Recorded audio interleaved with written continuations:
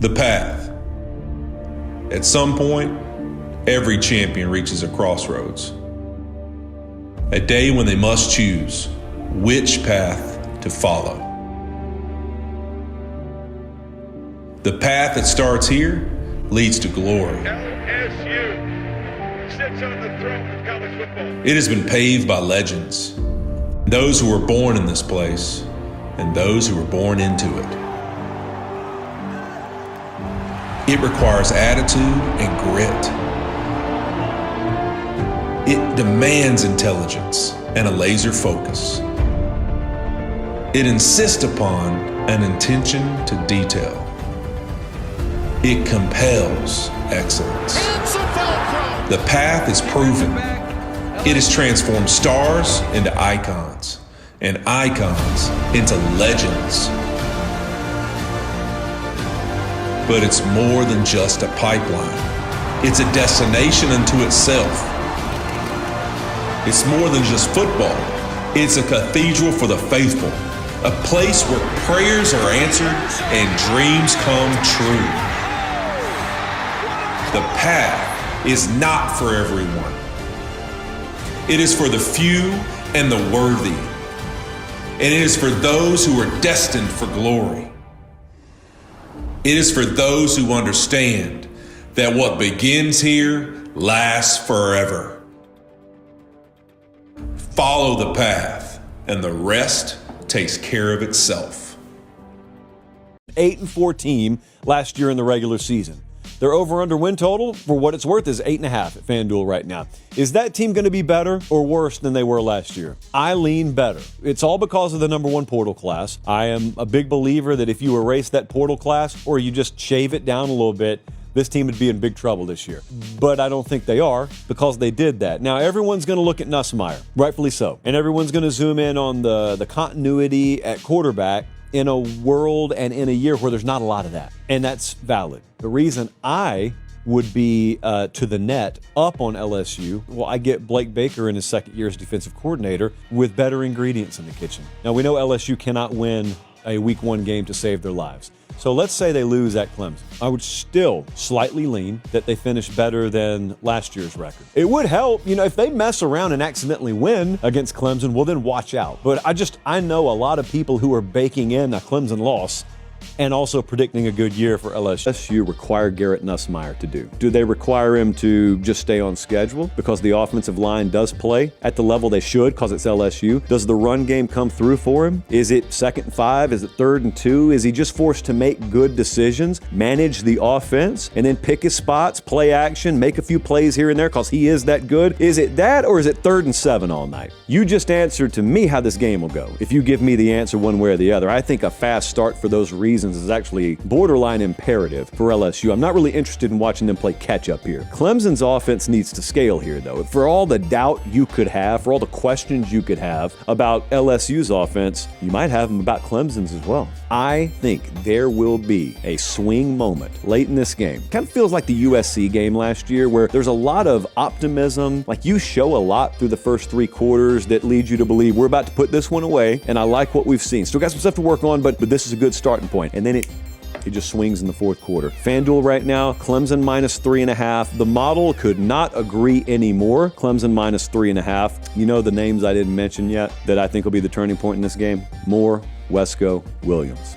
If you're banking on Clemson's offense being able to get it done on 3rd down more this year, it's because I trust those guys to win contested balls. And that is why I'm going to ride Clemson to win. I'm going to ride Clemson to cover. Competitive game decided in the 4th quarter. If I'm wrong, and if LSU goes up there and wins, it becomes pretty apparent pretty quickly that JP Poll was too low on them, I was too low on them, and at that point it's off to the races. No position in American sports feels the pressure or the weight on their shoulders like a quarterback. Hopes and dreams of an entire fan base of teams ride on whether their signal caller can lead them to glory. And boy, what a matchup of 2 elite dudes we have in this one. Welcome to the home of the Clemson Tigers, Death Valley in Clemson, South Carolina. As we'll see a squad from the SEC, the LSU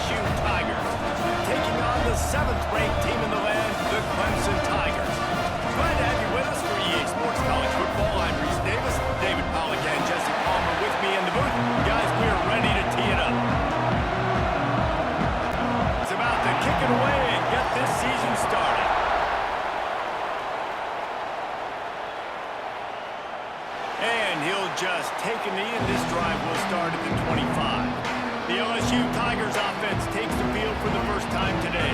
Watch out and fire away. Coach? Yeah, I think it's the first time since I've been here that I'm pretty angry at our football team. And John?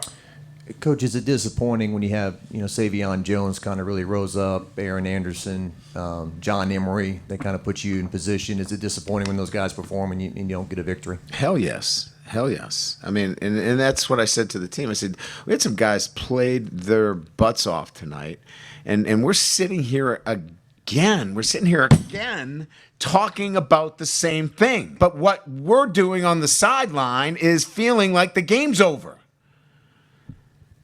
And I'm so angry about it that I got to do something about it. I'm not doing a good enough job as a coach.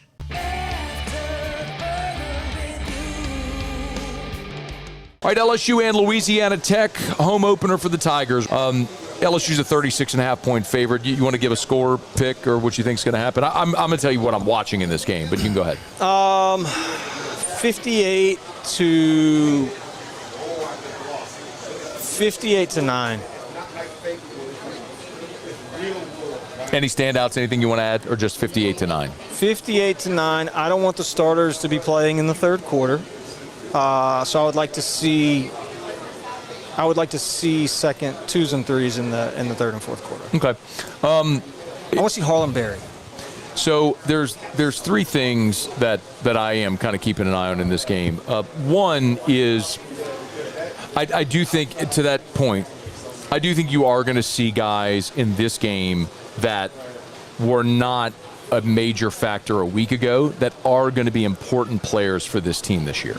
One of them is Harlan Berry. He had one carry last week in the first half. It went for either no gain or 1 yard. I'm not sure how they officially scored it. But it was a day where you needed Caden Durham. And you needed Juwan Johnson. You needed to be creative in the running game with Xavier Thomas. And Nussmeier had 2 quarterback sneaks for a first down and a 10-yard keeper around right end for a first down. You are going to see Harlan Berry in this game. And it's going to be exciting to see him wiggle and get loose a little bit. Chris Hilton's another one. You were playing a Clemson team last week with a really good defensive front. Your new offensive line we talked so much about. They weren't going to have slow developing routes down the field. LSU lived in the short and intermediate range. They only attempted 3 passes beyond 20 yards in the air. That's where Chris Hilton lives. And this is going to be one of those games where you're going to have that opportunity. I think it'll be a big day for Chris Hilton on Saturday. Manage that. With all due respect to Louisiana Tech, they were awful offensively a week ago. They scored 3 points in the first half against Southeastern. Tony Franklin is their offensive coordinator, who's more of a run-first guy. I don't know that they're going to be able to get going offensively against this LSU defense. I think this is an overwhelming game. I'll pick it like 45-7, something like that. But this is a name your score. So, what will it be? But it's one of those where you want to see LSU play clean. You want to see some new guys get involved and get some young guys in that depth, some game experience on Saturday night in Tiger Stadium. So we both have the Tigers big, as do everybody, but just a few of the things that I'll be keeping an eye on Saturday night. They say games are played on the field and not on paper, and that's a good thing. Because if this one were played on paper, it might get ugly. But you never know what's going to happen. Welcome, everyone, to the home of the LSU Fighting Tigers, Baton Rouge and Tiger Stadium. As we'll see a squad from Conference USA, the Louisiana Tech Bulldogs, taking on the 18th ranked team in the land, the LSU Tigers. For EA Sports College Football, I'm Reese Davis, joined here in the booth by David Pollack and Jesse Palmer. And guys, let's get this thing started. Attack will kick it off and will be underway.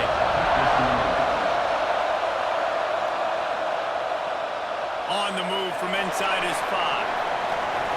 He was looking for more running room, but none to be found as he stopped at the 23. The players' attention are fully caught, right? They know exactly what they're going against. Open field on the right.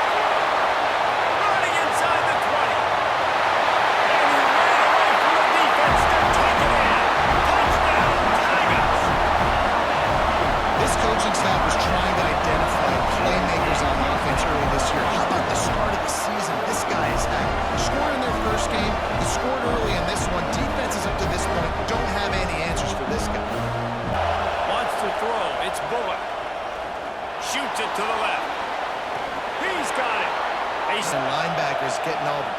but it's DBs that are Rush coming in high, and they got him at the 29. And the defense gets a sack, and that's going to be the big determining factor in this football game. A weak Zone, they'll try to follow suit here. Oh, he's got some space. They finally get to him. A wide play there to pick up the first down. Looking for a man. It's Nussmeier. Trying to set up the screen. They drag him down the north side. and have everything quiet. It's the loudest place by far that. And he'll take it in and Hudson. Touchdown, Bayou Bengals. And I love the bounce back for this offense. We lost a week ago. Let's put that in the rearview mirror. That game's gone. Let's improve. Let's get better. So far in this first half, they've done just that.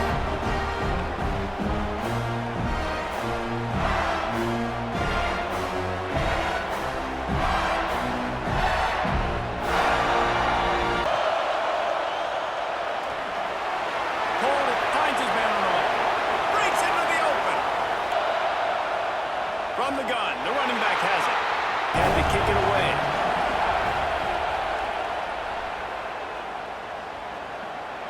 Makes the catch and now looking for just a little bit of daylight. Off play action on first down. It's picked up. Don't see that very often from this Heisman Trophy candidate. Nice pickup on the return, but more important, they got the takeaway and now they're in business. Looking downfield, it's Bullock. Throws to the wideout. A strike downfield. Touchdown, Louisiana Tech. All that baby in and then stroll into the end zone for the score. To help your quarterback turn the page is just find him an easy. There he goes. He'll step out of bounds right at the 44. Big time pickup on that one. Wants to go up top. That's reeled in. It's Durham. Now, right back to the well. Got room to work. Wow, and forced out of bounds. Mark it right at the 16-yard line, and man, are they in business. We convert 3rd and 6. Fires to the middle. Into the hallelujah man. Touchdown, LSU. A methodical drive that they finish off by tossing it to the tight end. And the tight end, I'll tell you what, this is a position that's evolved so much, right? And you see him move all over the field. It's kind of like, where is Waldo? You got to find this big fella, especially down in the red zone area. This is the guy they're going to target and make the big play, get the touchdown. Downs. Pulls it in. It's Wilkerson. Turns it on in midfield. He's loose. Boy, are they loving that. As soon as the running back gets the football, he's got a face full of linebacker. Not much Play. They're having none of this running game down on the goal line. They get him up rush, and it pays off the sack at the 20.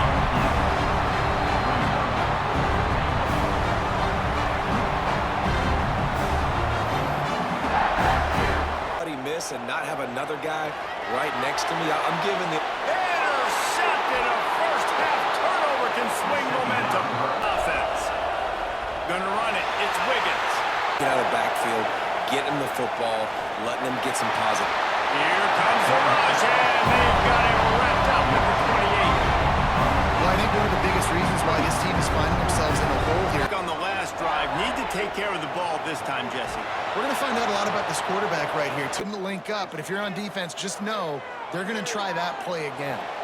And he is finding wide open defenders all over the field. His 3rd interception of the day. Well, how about that? On 3rd and long, hoping to throw beyond the sticks.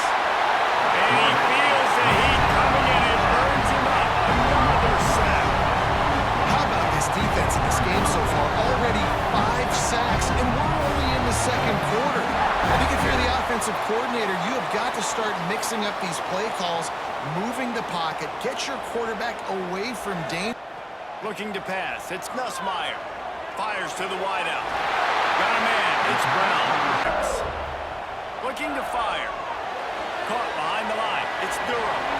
Still running at the 40. season, but he is a proven program builder. And then this program dipping into the...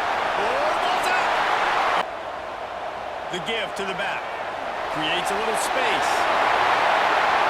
They get this sophomore on the ground, but he continues to make plays.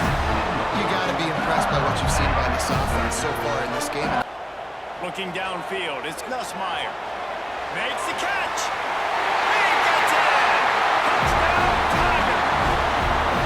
That was an absolute sledgehammer of a drive, just taking the air out of the ball. And it's hard when you run that many plays not to make a mistake and throw an interception or get penalties and put you in a bad spot. The offense just strung play after play after play together and got in the end zone.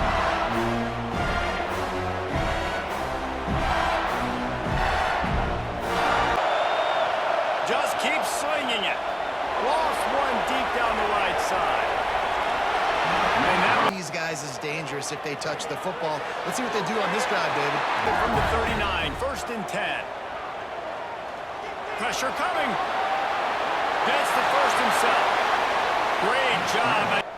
Looking to throw, it's Nussmeier. Unloads to the wideout. Makes the grab out to the air on 1st down. He's got it on the move. Made the tackle there, but we're only in the second quarter. And all Touchdown, Tiger. Quick strike through the air for the score. And that is a perfect job by the offense, executing that 2-minute situation. The quarterback was really in charge and focused. Made sure that all the right decisions were being made with respect to execution and the clock. This is something you practice all season long, and they execute the 2-minute perfectly here at the end of the half. By multiple possessions. Caught near the sticks. It's Finley. He'll get a fresh set of off the play fake on 1st down. Got it in the middle. It's Finley. They got him free. Too much penetration up front defensively. They've been able to stop him in his tracks. He's giving up some plays today, man.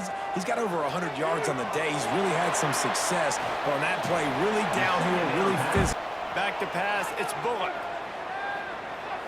Finds his man. It's Jackson. Ball, and now they face 3rd down. Unloads it left. I need a stiff arm. I need a spin move. I need something where he can make that guy miss. They have been swarming him. They have been gang tackling him and getting a lot. There he goes. That will be enough. But they gotta find a way to get their talented back some space. Touchdown, Louisiana Tech. Fired in from the red zone for the score. Guys, I mean, these two have already hooked up for 2 touchdowns in the game. If I'm him, I'm thinking the same thing. Even when he's covered, he's open. He's looking to throw, it's Nussmeier. Caught over the middle, it's Anderson. Brought down at the 46. The play action fake. Oh, they're after him. And if they took it down the field for a touchdown, they can build some confidence that the quarterback feeling the pressure, and down he goes in the 22. Throw it to, and you know he's going to catch the ball consistently. And they get to the quarterback down back in the 16. all right. This offense needs to come up with a solution for this defensive end because he is a problem. Power football with the run. Turning it on. Got the 1st down and more. Loss, you're probably going to see that again. They're trying to find a way to create a takeaway, create negative plays, and get the ball back. You see a lot of offenses late in the football game with a lead get conservative. I like they did. Back to throw, it's Nussmeier. He's got him still on his feet. They'll run it on 1st and goal. And he takes it in for the score. Touchdown, LSU!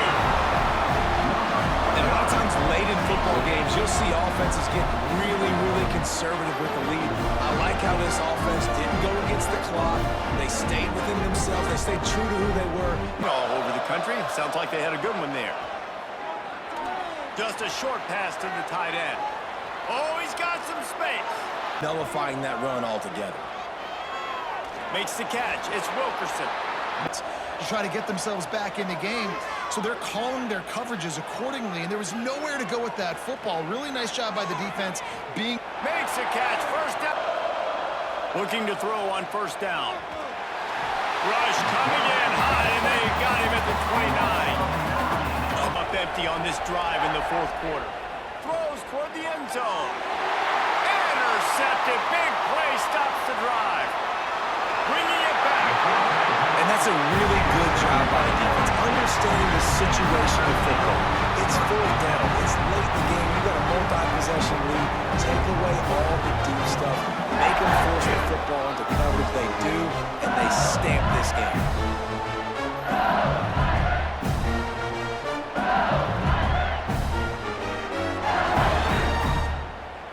Dictate to this offense a little bit more. Got out of trouble and throws. Makes the catch. It's through. Get this running game going. They're the ones that make it go. All kinds of room to throw that one in there. Touchdown, Tigers! And the beatdown has ensued. And this offense looking more and more like themselves. This is what we're accustomed to seeing. Last week, more of a blip, right? 0-1 to start the season. Kind of had some bad vibes, some bad mojo. Bounced right back, putting up a ton of points. And this one is all but over. 1-1 is here for this team.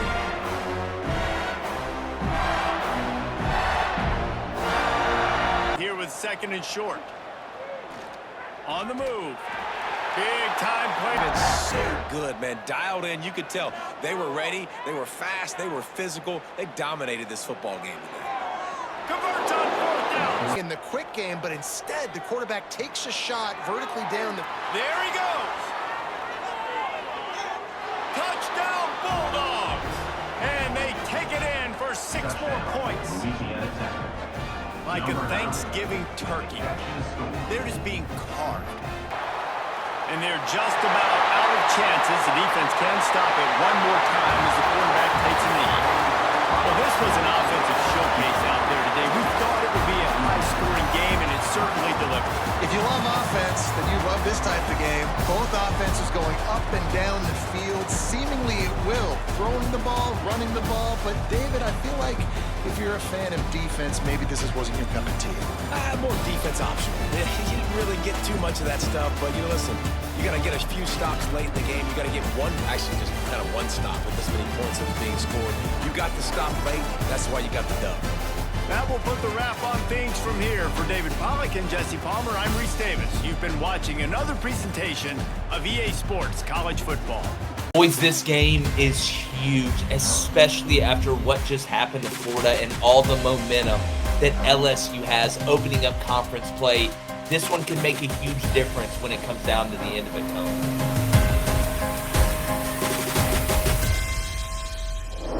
What is up, everybody? Thanks for hopping in. Got a great preview and prediction with a best bet today for a matchup that was going to be huge regardless of what happened in week 2. But after what happened to Florida, losing at home to South Florida, with Billy Napier setting up for the rest of this brutal schedule, it's just become even bigger. And we're talking conference play. Florida on the road, going to Death Valley to play LSU, guys, in a mega matchup, in a weekend full of mega matchups. I mean, this is the chocolate factory for fat people of college football. Just walk in, the schnozberries taste like schnozberries. There's chocolate rivers. It's just an outstanding situation. Make sure you hit that subscribe button. Again, in the comments, we're going to pin this as well. Give us the score. Your prediction already. I know it's on Sunday. We got a whole week. We do not care. As usual, David Cohn, former Michigan quarterback, joining me. Blaine Crane, former Western State, Colorado wide receiver as well. Guys, we're now into the conference race. There's still some non-cons left. We know there's some at the end of the year. But now we're starting to enter conference play where you're going to separate the men from the boys. And, Blaine, I'm going to start with you. Ooh. This game is massive either way. What is the line that you have right now as we sit here? Because I'm going to give you mine that I'm looking at from probably a different book that's going to be a little surprising. That's what I saw too. Not the 9.5. So it's a little bit all over the place. Can get some good value here. David, I want to start with you.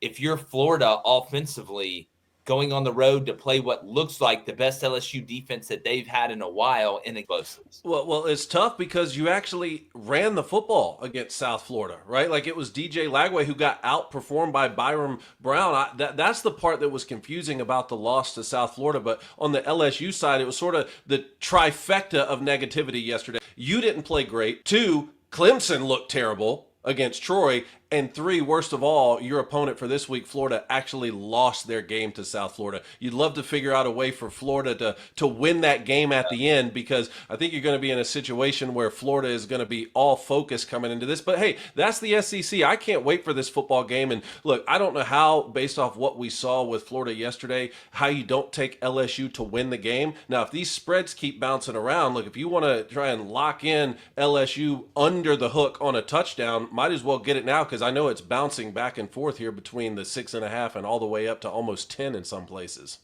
A battle of spots and a rivalry that might not be the most prominent for either of these two schools, but it's one that can easily define season trajectories and put the victor on the path to the college football playoff. Welcome everyone to the home of the LSU Fighting Tigers, Baton Rouge and Tiger Stadium. As we'll see a squad from the SEC, the Florida Gators, taking on the 16th ranked team in the land, the LSU Tigers. For EA Sports College Football, Reese Davis with you alongside David Pollack and Jesse Palmer. And guys, can't wait to get this one started. Kick it away first.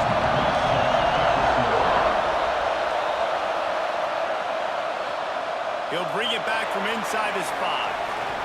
Nice job executing all of the assignments as they put a stop to that return after 22. So LSU's offense will go to work first.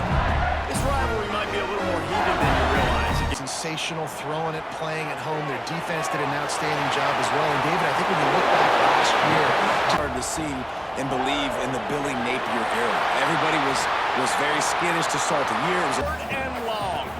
To the air. It's Nussmeier. Quick completion on the out route. offensively, you just got to execute better, and you got to give him more opportunity. Valley, huge third down coming. And he was hit. See, they had to punt it. I think they got to be more physical, David. I think up front they got to do a better job getting blocked. Championship, really important to get off to a good start. No doubt, in the SEC, you've got to set the tone early. bragging rights, recruiting rights, all this stuff. Look, Turning it on. Big pickup on the ground. Problem, Reese. He's a matchup problem because he's too big for DBs to cover, and he's too fast for linebackers. On fourth down, they'll pass for it. Incomplete. Looking to throw on first down. The short hands, it's ball. Oh, he's got some space. Wants to throw on first down off the play fake. Gets away. That pressure got to you in 1956. A lot of history between these two teams because even when there were two divisions in the SEC, this was a constant cross-division and losing. And the fans rushing the field, tearing down the goalposts. These two teams have unbelievable fans. that's understanding where they had to get to and forcing the fourth down. Dropping back, it's Lagway. That's caught, it's Jackson. They've got it in. The give to the tailback. They'll knock him down. Operate in the sea of noise. Absolutely center cut. And that'll put the first points of the game on the board. It's 3-0. Quarterback flips it ahead quickly to the receiver. Breaks into the open. The give to the running back from the shotgun. That'll be to the air. It's Nussmeier. Grabbed in the middle. It's Anderson. Finally, they're on the move on 1st and 10. Gets it to him on the screen. And that wants to go up top. And the Heat gets Bringing pressure from the second level, and that time the defense is able to fool them and get home. on 3rd and long. He'll need to loosen up that arm. That balance between being aggressive and careful. And I think they'll take that. I got the lead, Palmer. I got the football. I got to take care of the football. Whoa, here this season. Well, this is a team from a roster standpoint, though, that believes they're better on the field than they were a year ago. They've made some additions through high school. Half. Off the play fake on 1st down to throw. Pulls it in. It's Anderson. All over the field. But when they get really good quarterback play, those teams are really special. This quarterback right. Use the play fake. Now to throw. Looking left. He makes the catch.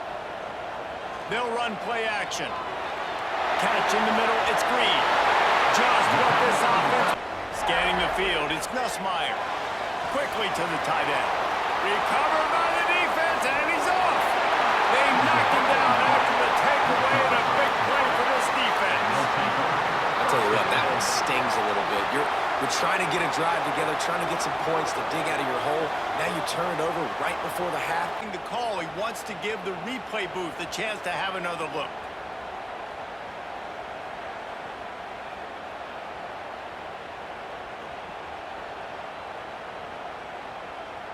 Moving. The give on the inside. He stopped at the 14. Looking downfield very late in the half. Quickly complete. They've got it down to the 3. Take the lead here. First and goal. Time to find the end zone. And they will score. Touchdown Bayou Bengals. And that's a great job by this offense. That's how you work the clock. You want to take as much as you can and punch that ball in the end zone. Masterful clock management, and they now take the lead going into the half. And you just got to wonder, too, David, how does that affect the confidence of the defense, right? They needed to find some way, somehow, to get a point. I think on offense, this is not the time to reinvent the wheel. I think you stay true to who you are. The play of the young quarterback, DJ Lagway. He was just unflappable a year ago. Focus that receivers have, it doesn't exist in them. And you can tell, just dropped the football, lost a little bit of focus, but I think those footsteps were close enough where he heard it. Been hard to come by in this one. They'll try to put together a drive. Picks up the first down. They get him stopped and out of bounds at the 45-yard line, and the big play has this offense ready. In the second half, like coming out, not letting them run the football, being the more physical and more. Back to throw. It's Nussmeier. Complete to the left. From the shotgun, they'll run it. An explosive. Trying to be physical, and they're trying to stay on the field. And on third and goal, they'll throw it. Or do you just take the field goal and take the points? Right down the boulevard. Lead now 7 here in the third quarter. They go to the ground. They'll knock him down for a run. I mean, the offense just doesn't know what to do. Nothing's working. Ground game, throw game. It's kind of been a rock fight on both. Field goal. No doubt, Reese. They had a lot of good stuff going that last drive. Need to get a tutty up on the board here to extend. Wants to throw. It's Nussmeier. Got his man quickly. And he's brought down after a nice game. Hey, man, if you're going to make plays like that on slant throws, you got to be able to make catches in traffic. Will put it on the shoulders of the kicker to save them with his foot. Never a doubt. And they'll push that lead out a little further. A little crease, and he can make yards for it. Knocked down in the backfield. Defensively, though, you got to give them credit, too, because they knew that physically they were... Hauls it in easily enough. Off the play fake on first down, wants to throw. Caught behind the line. It's Jackson. There he goes. They're ripping off chunks of yardage. They get it to the 33. The Gators want to pick up the tempo. And this defense has really done a good job containing this superstar quarterback. But now it's the big-time moment. In the fourth quarter, Fires deep toward the end zone. Touchdown, Florida. They won it all, and that is exactly what they got. This quarterback really does a nice job seeing the field and reading coverage. And when you go empty and you spread the defense out, it's easier to see what the defense is doing.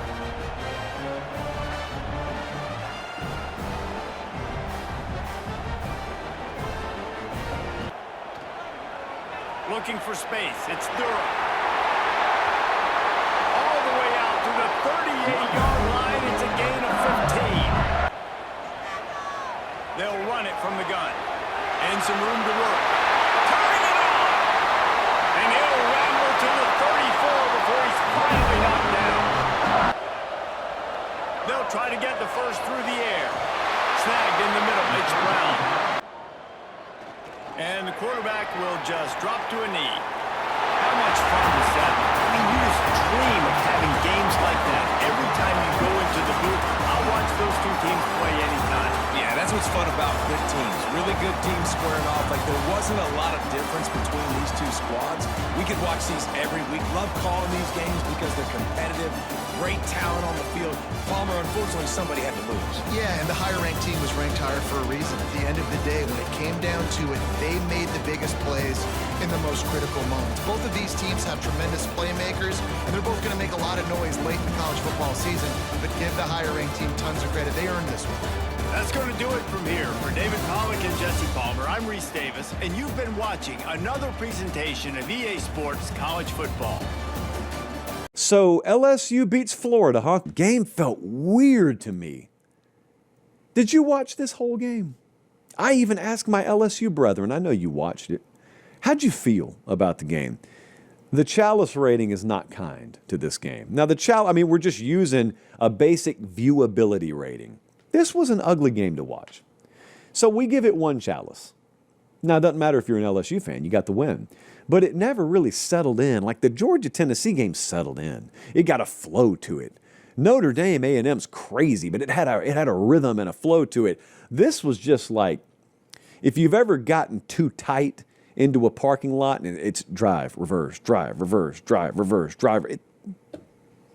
You never really got it in drive. You never really got it in reverse. You were just stuck because you pulled your Yukon into the Piggly Wiggly parking lot and you didn't really respect the space issues. Couldn't be Phoenix City, Alabama. Me and Mimo used to walk to the pig. Right? So he's still got that in him a little bit. Let's just pack it in. We'll be happy with the win here, and we'll move on down the road. When we need to open the offensive briefcase, it'll be there. The reason I'm not going to get worked up about that is because if he's right, he's got a game at Ole Miss coming up, a game at Vandy. He's got Texas A&M on the schedule. He's got to go to Alabama, and he's got to go to Oklahoma. And I can promise you they're not holding all them to 10 points. As much respect as I have for Blake Baker, American icon. I don't know that every one of those games is going to be one where LSU can afford to sit there and just grind out a win. They may have to do what Georgia did yesterday. They may have to do what Texas A&M did yesterday. Can they? I don't feel like they could right now. It is just clear what you are. Okay. Yeah. No more hyping yourself up. No more fooling yourself. You are a good football team. You're going to have a chance to win 10 games, I would imagine, with a bowl game if you take care of business. And you're just not a championship level football team, right? I mean, you have run into 2 championship level football teams and they played out literally the exact same way. Yeah. We have a long-awaited showdown here. Matchup of 2 elite quarterbacks. Might not see a better QB duel all season long. Both guys hoping to use this big stage to display their supremacy. Welcome to Happy Valley, Pennsylvania, and home to the Penn State Nittany Lions. West Shore home field at Beaver Stadium. As we'll see a squad from the SEC, LSU Tigers, taking on the second-ranked team, Penn State Nittany Lions. For EA Sports, I'm Chris Fowler, joined by the Midway Kirk Armstrong. Let's get this thing going.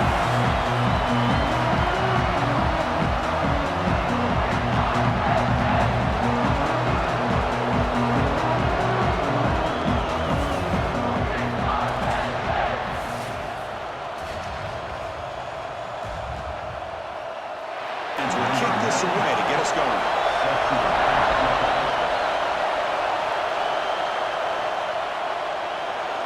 He thought about returning it, but instead takes a knee. It'll be a touchback on the start of the 25. The Tigers offense is up first today. They will go up against a secondary tough environment for visitors. Running out of time in the pocket. They bring him down at the 44. That's a solid gain, getting closer to midfield now. These are the kind of plays that keep defensive coordinators up at night. Looking to pick up the first down through the air. Can't hold on. The offense just couldn't get enough of a push to get anything going there. Swarmed by the pass rush. Not exactly how this offense wanted this game to get started, especially playing at home. Trying to flex the ground game here. Running back takes the handoff. He'll be taken down. Kevin Falk, his ability to run the ball and catch out of the down he goes. Oh, he missed it. Off target that time. With that miss, the score remains the same. That's a missed opportunity. Produce a positive drive here. Falcons running the football the way he is today. Looks right for a quick completion. Breaking free at the 35. Tackles. Completion or an interception. Looking to throw again. And it's picked off in the end zone. Well, they're rewarded for going to this nickel package, getting more awareness on the field with that fifth defensive back, and a nice job of coming up with this interception.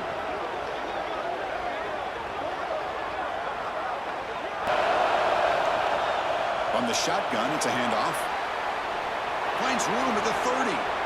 There's the snap. Quarterback setting up to throw. Caught over the middle. It's Brown. Dropping back. It's Nussmeier. Receiver looks it in. It's complete. And from the shotgun, an inside handoff. And he's able to find some room. Quarterback drops back, probing the secondary. Tries to get it to the running back. Caught near the sticks. It's Durham. They finally tackle him down at the 1 after that catch and run. Defense kind of lost the running back here. Makes a nice catch. Keep it on the ground on 1st and goal. And he muscles into the end zone. Touchdown, LSU. Chris, we get so caught up in this era of the spread, of throwing the football, and the quarterback and the receivers. This is a great example of the value of having a running back that has a nose for the end zone. To the air, it's Aller. Tries the right with a quick throw. Making a nice, accurate throw to one of his top targets. They bring him down, but the game moves the ball into enemy territory at the 43. Just a great play by the running back here. It's a shotgun run call. Tackle made. Back to throw. It's Nussmeier. Bringing pressure. Trying to use his legs to make the first down. Couldn't get there. And now it's a 4th down call. And the replay booth has signaled they want to stop and have another look at this one.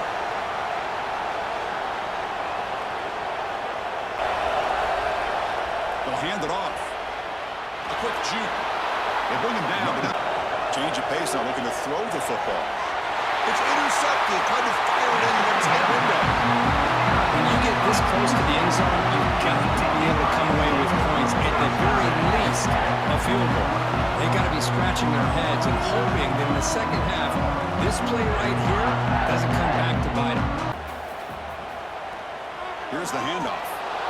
They've got him in the back. Is allowing their defensive front to get pressure on the quarterback. Every time they drop back to throw, they become a one-dimensional offense. First down for this offense. Caught over the middle. It's Hilton. Be able to get positive yards, and here he gets the first down. Grab down the middle. It's Anderson. And more plays. 3rd and goal. Try to make it on the ground. And it'll be smothered right at the line for no gain. Down. Quarterback drops back from the shotgun. Hit just as he throws the ball. 4th down pass is incomplete, but there's a marker down. A crucial call here. Dropping back. It's Nussmeier.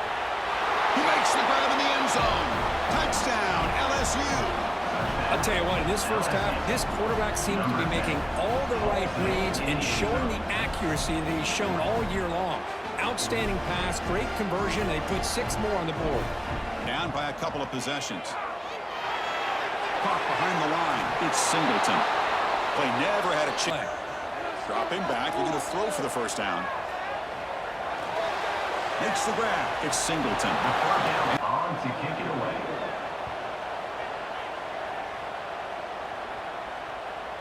And we'll see what he can do on the return. Good effort by the return man out. Can they put something together in this drive? Handoff here from the shotgun. Tackle behind the line. Looking to throw. It's Aller. And it falls incomplete. And he'll drop back here on 3rd down. Quick throw to the left side. The pass is intercepted.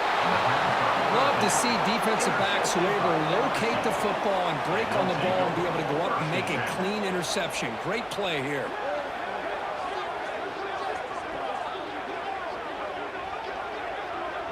To hold on to that lead, continue to work clock, and get that much closer to the lead. That's not how to protect it. Grab down the middle. It's Anderson. They bring him back. But maybe things are starting to change. Defense is coming after him.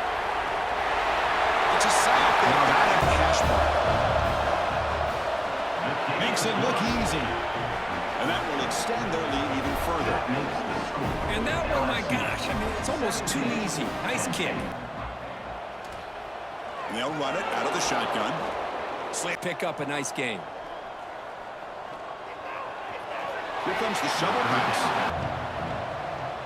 He'll hand it off. Powering through. He picks. Oh, the quick throw. Pick up some positive yards. That's caught. It's Brown. They make the stop at the 34, but suddenly this offense is in scoring position now. First down. Well, why not, Chris? Here we are in the fourth quarter. It's third down. This guy's been making plays all game long. Go back to him again, and it works out. An inside give now from the shotgun. As the first down is still going. Dropping back, it's Nussmeier. Touchdown, Tigers. They continue to roll up the score. This guy can do it all. We've seen him go behind coverage and make plays downfield. We can see him catch the ball underneath, just like this. And when he catches a football, he is so dangerous after the catch. This one leads him into the end zone for the 6 points.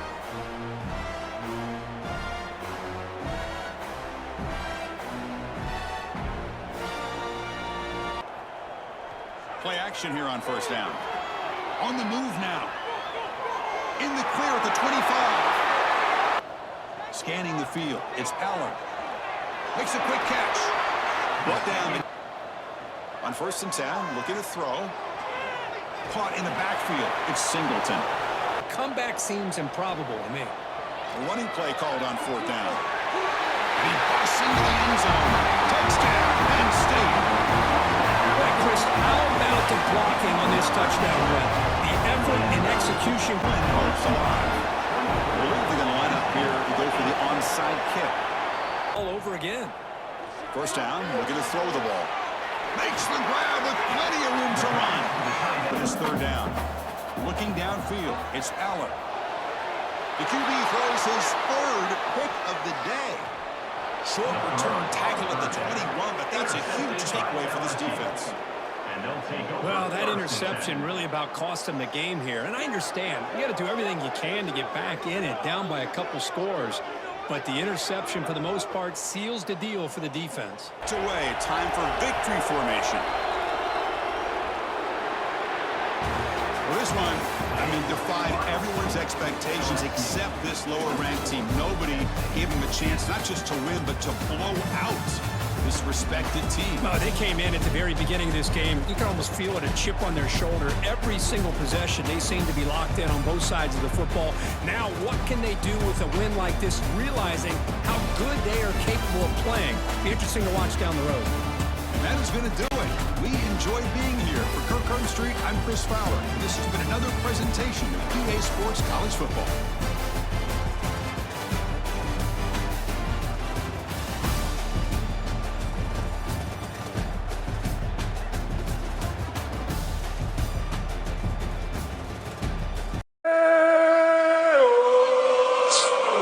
They'll say,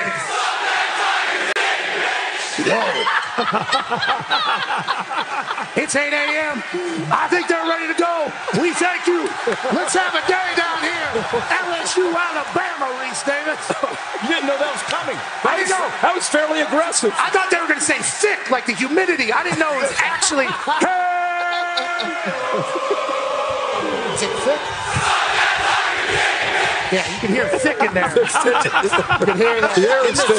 Yeah. They love their ball here, and they love their Tigers. It's important to remember right now while all of this is going on, especially if you're an Ole Miss fan. There's a reason that Austin Simmons won this job. Lane Kiffin did his part at the press conference on Monday when he said that Austin Simmons is the starter when he's 100% healthy. The question is, at what point will he be 100% healthy?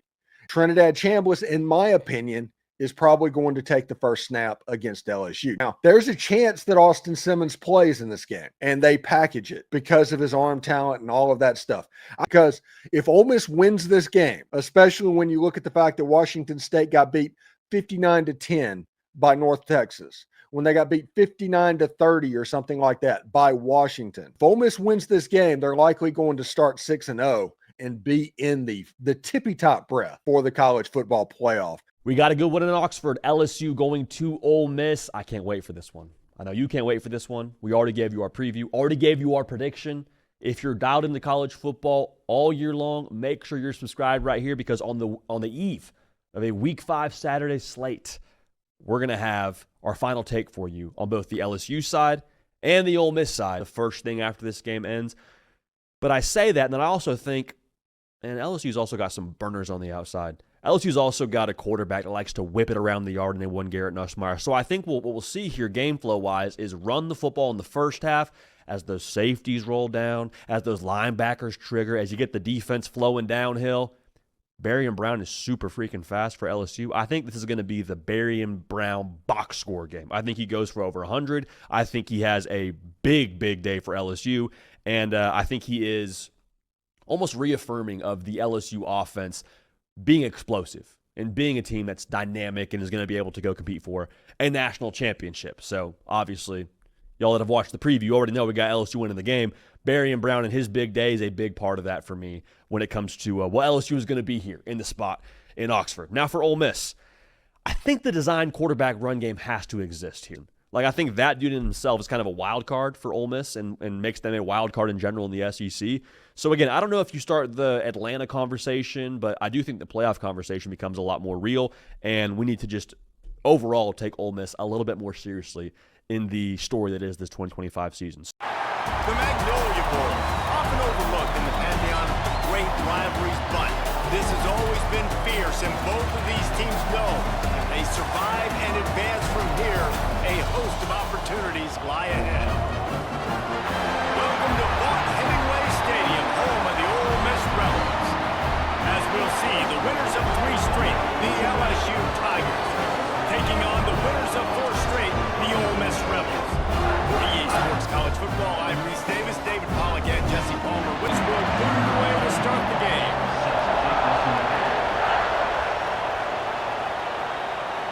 From inside his own 10, let's see what he gets. And he's able to pick his way through the traffic nicely for a good return on that one before he's brought down. So LSU's offense will go to work first. Quarterback's ready. And you know what every hotty-toddy fan remembers? That this game kept them out of the play. Finds his man, it's Brown. The sticks, I don't have to worry about getting in long yardage and predictable situations. Caught, close to the marker, it's Anderson. Off play action on first down. Bought a little time, lets it go. Makes the grab, it's Anderson. Wants the ball, and he wants the offense to run through him. Really nice job there on the 3rd down of this. Out of the end zone. Great job right here. Step up, get a stop, force them either to kick a field goal. For them to have any shot, they're going to have to do a lot better running the football. And the kicker delivers the 3 ball to finish off the drive. And the first points of the day come on that field goal. Watching that tape before this game, like you could tell, man, he was seeing it quick. The ball was coming out, just touchdowns at will. Intercepted, and the first drive ends with a pick. He'll try to take it back. Touchdown LSU! The defense does the work itself with a pick 6. He made that look a lot easier than it is. When you break on a football, you got to see it and go at the perfect angle. The free safety leaves his spot, goes and gets it, and then does the hard part, takes it back to the house for 6.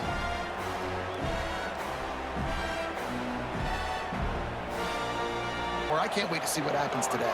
And I love what Reese says. Like, cheating, yeah. If you're not cheating, you're not trying. And both these schools, obviously. They'll ride the running back and leave it with him. Looking downfield, it's Nussmeier. And the defense. It's a draw. They stop him short. Off the play fake on first down. Under fire. Pass rush, gets there, gets home, gets him down at the 23. Bye in the college football playoff on the line. This game critical at this point in the season for both teams. And so much talent in this game, too. Outstanding coaching staffs, NFL talent on both teams going in. You see the numbers at the top of the conference. It's you and it's them. Who's going to come out today? Out is ready. Looking to pass. It's Nussmeier. Got his man downfield. Good execution. They'll leave it with him. You'll take this. Back to pass. Got it in the middle. It's Anderson. Why to push the guy backwards and make some holes? Now on fourth down, here comes the field goal team. Didn't make them sweat at all. It's good. And that will extend their lead even further. He'll do it himself. He's brought down, but comes in motion. He'll keep it himself. Got it across the... Yeah, but they're still up, Reese, and I like where I'm at. And if I'm on offense right now, my job is to put another... Oh, he's got some space. He's brought down, but there's a flag on the play. Let's see if it stands.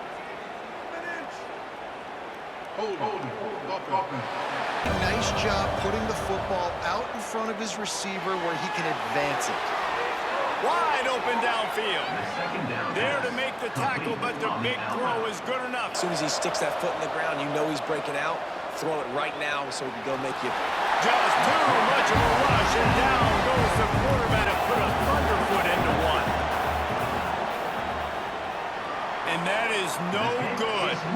After the missed field goal, fellas, still a 13-point ball game. Attitude, running back, same thing. I think they need more of that in the second half.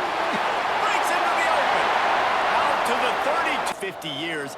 Now Austin Simmons steps in, full of potential, Jesse, to lead the Rebels to further glory.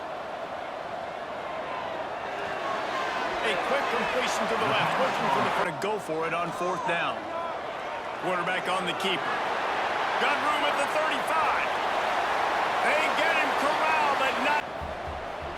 Back to pass, it's Simmons. He wants it all. Touchdown, Ole Miss. Made the grab in the end zone for the score.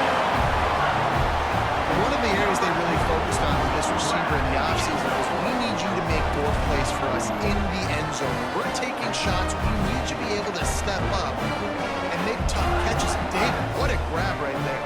And I think a lot of that has to do with trusting your guy. All right, guys, a little update on what else is happening in college football this weekend. James Madison is ahead in this one. This team plays a fun brand of football there in Harrisonburg, but they're a long way from closing this out. Those guys will be keeping an eye on it for us. Looking downfield on first down. Got him downfield. There he goes. He's at the and he'll take it to the house. He got loose. Touchdown, Tigers. Quarterback's abilities to read the field is huge. And also the anticipation, the timing. To be able to throw the football, Jesse, and hit a guy in stride so he can get run after the catch and get in the end zone, that was a nice job by the quarterback. That last drive, defense had no idea what was happening, run or pass, and it wound up in the end zone, Jesse. Yeah, Houston, it's working. Yeah, so I got to find a way to disrupt it. I got to find a way to maybe be more aggressive, maybe blitz, or bring the blitz. They bring the blitz, he sees it, and that's what he does really well. Sees it and immediately makes a decision. He'll pull it on the read. Just nowhere to go. Tries to get it on the ground. They stop him short. A way to get a run game going. It squarely falls on the shoulder of those 5 offensive linemen. And he'll need a little distance and accuracy. A 42-yarder from the left hash. Smashes it between the uprights. And now the lead is even bigger. From the gun, running back gets to give. In the run. They tried it there. It didn't work. I think you got to be thinking about the passing game now and start trying to identify playmakers out in the perimeter. He's got it in more than enough for a first down. Back-breaking play. Looking for a physical attack from the gun. There he goes. But some people try to throw the ball deep and continue to make plays. They throw it short. The clock's running out, and there's not a lot to talk about this. He'll do it himself. Fighting for the goal line, and the ball's out. And the defense jumps on it, and they get that turnover. And the defense did everything right against that option play. They got to the quarterback. They forced him to keep it. Not only do they create the fumble, but they jump on it behind the line of scrimmage. That is just perfect option defense.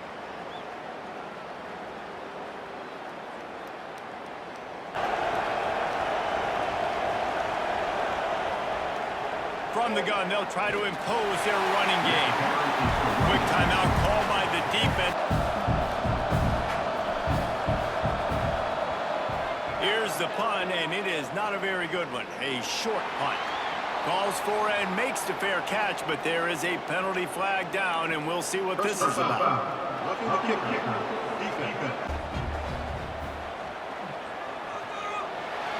Got a man, it's Lee. Oh, what a big play. A strike downfield. Settle for the field goal. They're going to go to the air on 3rd and short. Starting to feel a little pressure. And he runs it in for the score. Touchdown, Rebels! Well, the offense did their part. They're just trying to apply some pressure on the opponent, right? Yeah, you're down right now, but if you can find a way to get the ball back with some time on the clock, they're within striking distance still to win this game. Oh, they blocked the extra point. He picks it up. That's a live ball. And they'll take a knee, the universal symbol for we have this thing in hand. The Magnolia Bowl goes to LSU as the Tigers take care of Ole Miss. Thanks so much for spending some time with us. For David Pollack and Jesse Palmer, I'm Reese Davis, and this has been another presentation of EA Sports College Football.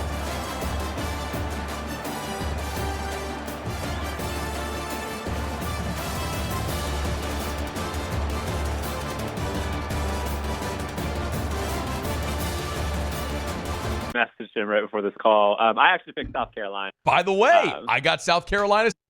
But yeah, man, it's hard for me to right? Like, it's weird to say that about South Carolina, top 10 quarterback in the country, maybe best defensive player in the country in Dylan Stewart. I mean, Caleb Downs would be my number one pick, but he'd be in the top 5 on that roster for South Carolina. I think it's very difficult. Like, they quietly had the best defense in the SEC last year, in my opinion.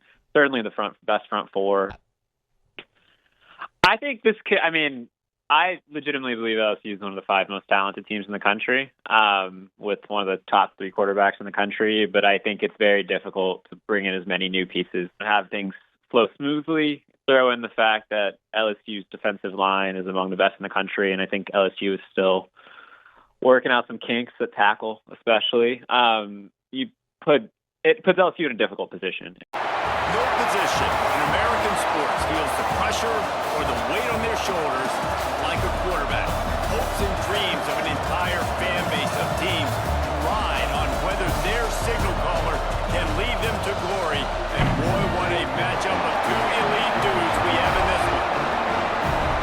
Welcome everyone to the home of the LSU Fighting Tigers, Baton Rouge and Tiger Stadium. As we'll see a squad from the SEC, the South Carolina Gamecocks, taking on the winners of 4 straight, the LSU Tigers. For EA Sports, I'm Reese Davis, Jesse Palmer, and David Pollack with me. Guys, can't wait to get this started. We'll get us underway with the opening kickoff.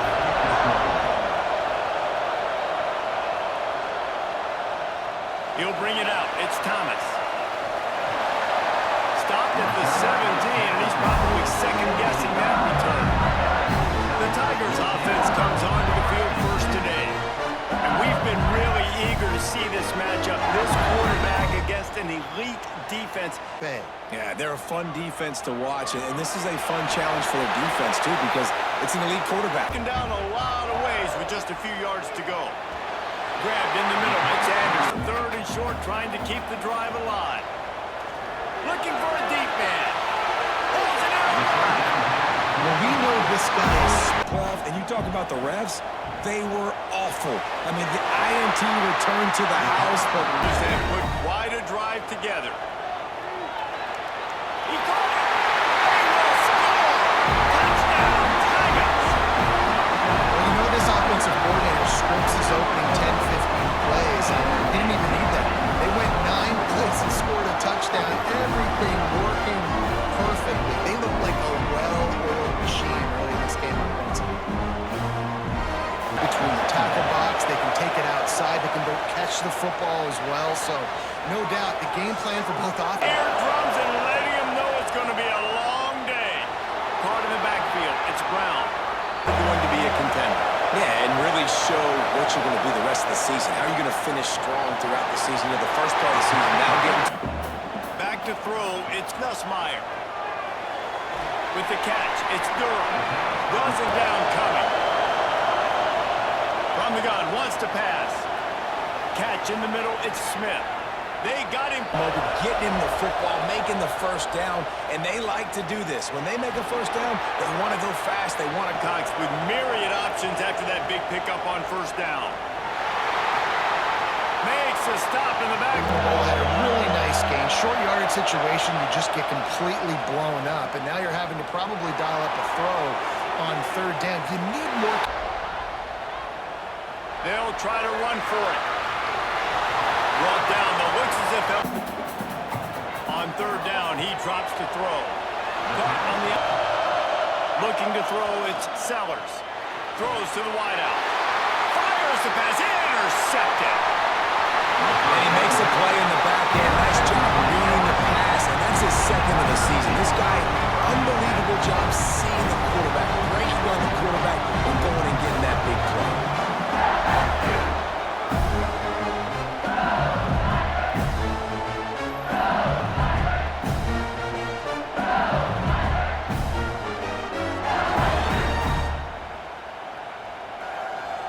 The give to the back. Nice move to keep running. Wants to go up top. And his throw is incomplete. From the gun, wants to pass. With the catch, it's Brown. Wants to go up top on first down. Caught over the middle, it's Brown. Gonna look downfield again. Into the end zone. Touchdown, Bayou Bengals. Quick strike through the air for the score.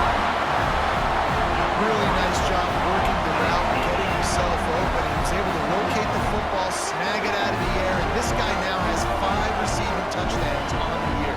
Hear about it here. Thanks for the update on that one. Kevin, let us know when it goes final. And this one will be stopped. Hooting World, 4-star running back they got last week. Seems as if he'll fit in nicely here. Turning it on! And he'll have enough for the first. It's won 6 of 7 games. Sellers threw 18 touchdowns, only 3 picks. What would you like to see from him, David, for the Gamecocks to become a force? Huge third down coming up. Finds his man. Hey, getting the incomplete. Just get what you can get and make this next down more manageable. That's caught. It's Bennett. And he's brought the give to the back. Finds a little space. What powerful. Second down, they'll go to the air. Unloads to the wideout. Makes it. They're the #1 rush defense in the entire country. With a big lead in this game, you cannot run. Oh, you can't hear yourself thinking here. Trying to power it in. Hammer it with this running back again as his way into the end zone. That is exactly what this offense needed to do. You talk about answering at the right time, right before the half, close this gap, create some momentum, go into the half, put something together, try to come out with your hair on fire and win this second half. 15-yard line. To the air, it's Nussmeier. He's got the tight end. Pass completion, move the sticks, and let's see if they try it again. That's caught. It's Brown. Now the play fake. Fires to the wideout. It's picked off, and they ruin the drive with a turnover. He managed a few yards on that return, but the bigger play was the fact that they forced the turnover. So, first half in the books. Time now to join Kevin Connors in our halftime update. Fellows, by the looks of things, we've had one enjoyable first half in Baton Rouge. The attack and another offensive odyssey. To the air on first down. All kinds of room to throw that one in there. Back to throw, it's Sellers. Pressure is on the way, and the pressure has arrived, and down he goes at the 30. And a great job on the defense, dropping in zone coverage, all eyes on the quarterback, taking away the options, and then finally the pass rush gets him on the ground. Yards on the last completion, but it's third down. Throws to the wideout. Got his man downfield. Got over 500 yards receiving on the year. From the gun, the ground game. The give to the running back from the shotgun. Drag down the down. Guys to the line of scrimmage. Got to get those running backs on the ground. That's way too easy. Wide open downfield. From the red zone, looking for a receiver.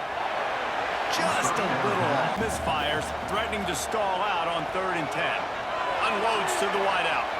He's missed 3. The football, you really want to stretch the defense sideline to sideline and use your speed and take advantage of the grass when you see it. They try to take a little bit of a shot down the field unsuccessfully. Nice job on this defense. That deficit has now grown to double digits, down 17-7 as they start this drive. Got enough for the first. Grab behind the line. It's Bennett. They make the stop, but huge third down coming. From the gun, wants to pass. Got it in the middle, it's Harbor. Momentum. They needed to find a rhythm, and what better way than converting on 3rd down. Awesome job by the quarterback getting through his progression. They've got it from the red zone, looking for a space. Got his man. They've got it down to the 3. Give him a finish. He'll keep it himself. And he'll step into the end zone. Touchdown, Gamecocks! Man, you've seen the evolution of the option. You've seen the evolution of the scrambling quarterbacks that can run and be so dynamic and just so much to defend. The quarterback says, forget that. You defend everything, I'll take it myself. Let's take a quick look at the national rankings to see how this playoff race is shaping up. Right back to it. And he never had a chance to convert this, so defensively, let's get off the field now. The clock's running. We need to give it back to our offense with as much time as possible. Coming out on first down with the play fake.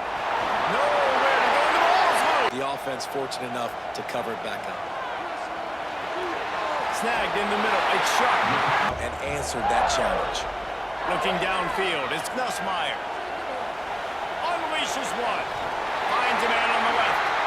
Really nice pickup on that one as they get it to the 36. It'll be first down. Looking downfield on first down. They'll run the screen. No, sir. Here comes the field goal kicker in a huge spot. He's got it. Showing off that big leg from 47 yards out.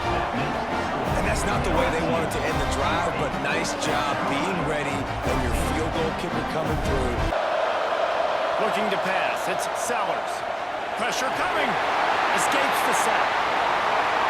He was running. He'll try it again. Oh, he was in the back of Baton Rouge. A huge third down coming up.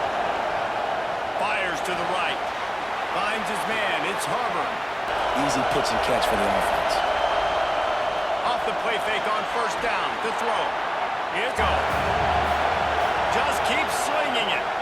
Looking down the middle. It's caught. Use his athleticism, use his speed, get to the ball carrier and bring him down. Simply one of the best box defenders you're going to find.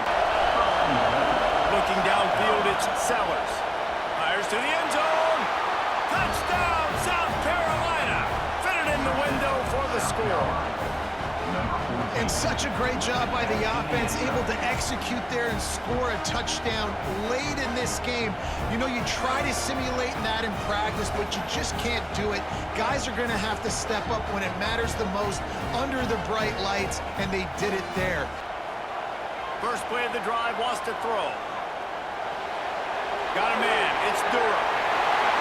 Across the 30. Wants to go up top on first down. Bringing the heat. Crosses the 45. Hand it off, get some positive yards, go on to the next play.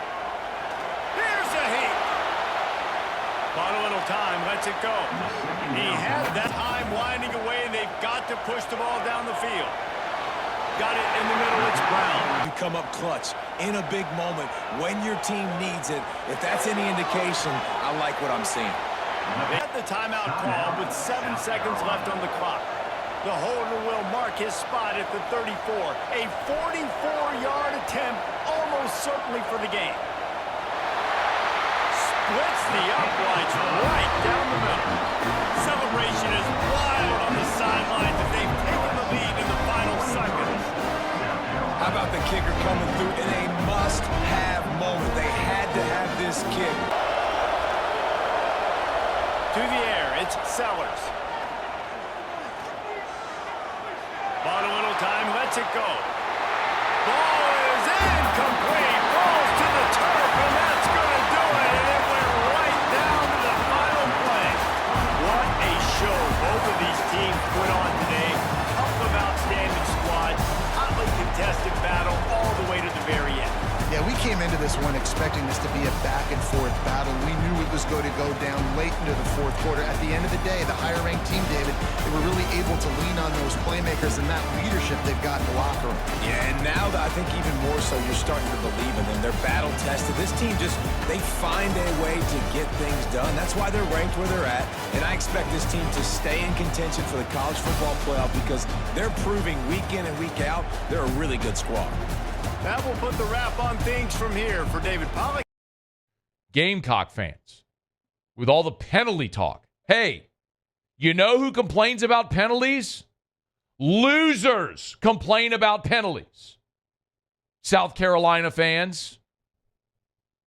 We had 2 interceptions, return for touchdown taken away by penalty. Yeah, your moron defensive end grabbed Garrett Nussmeier by the neck. How about this, dorks?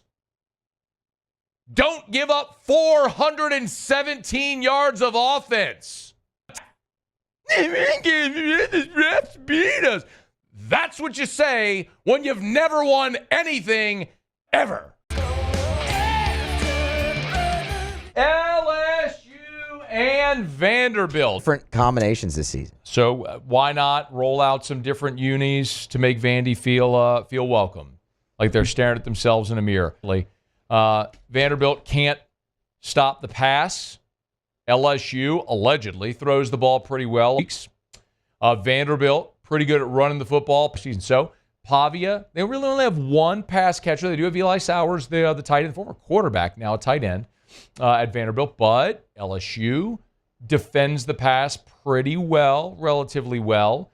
Couple of teams that have been a little schizophrenic on special teams. While Vanderbilt has a place kicker that's a Groza Award finalist, he did grab the throat against Virginia Tech at the end of regulation in the opener and in overtime.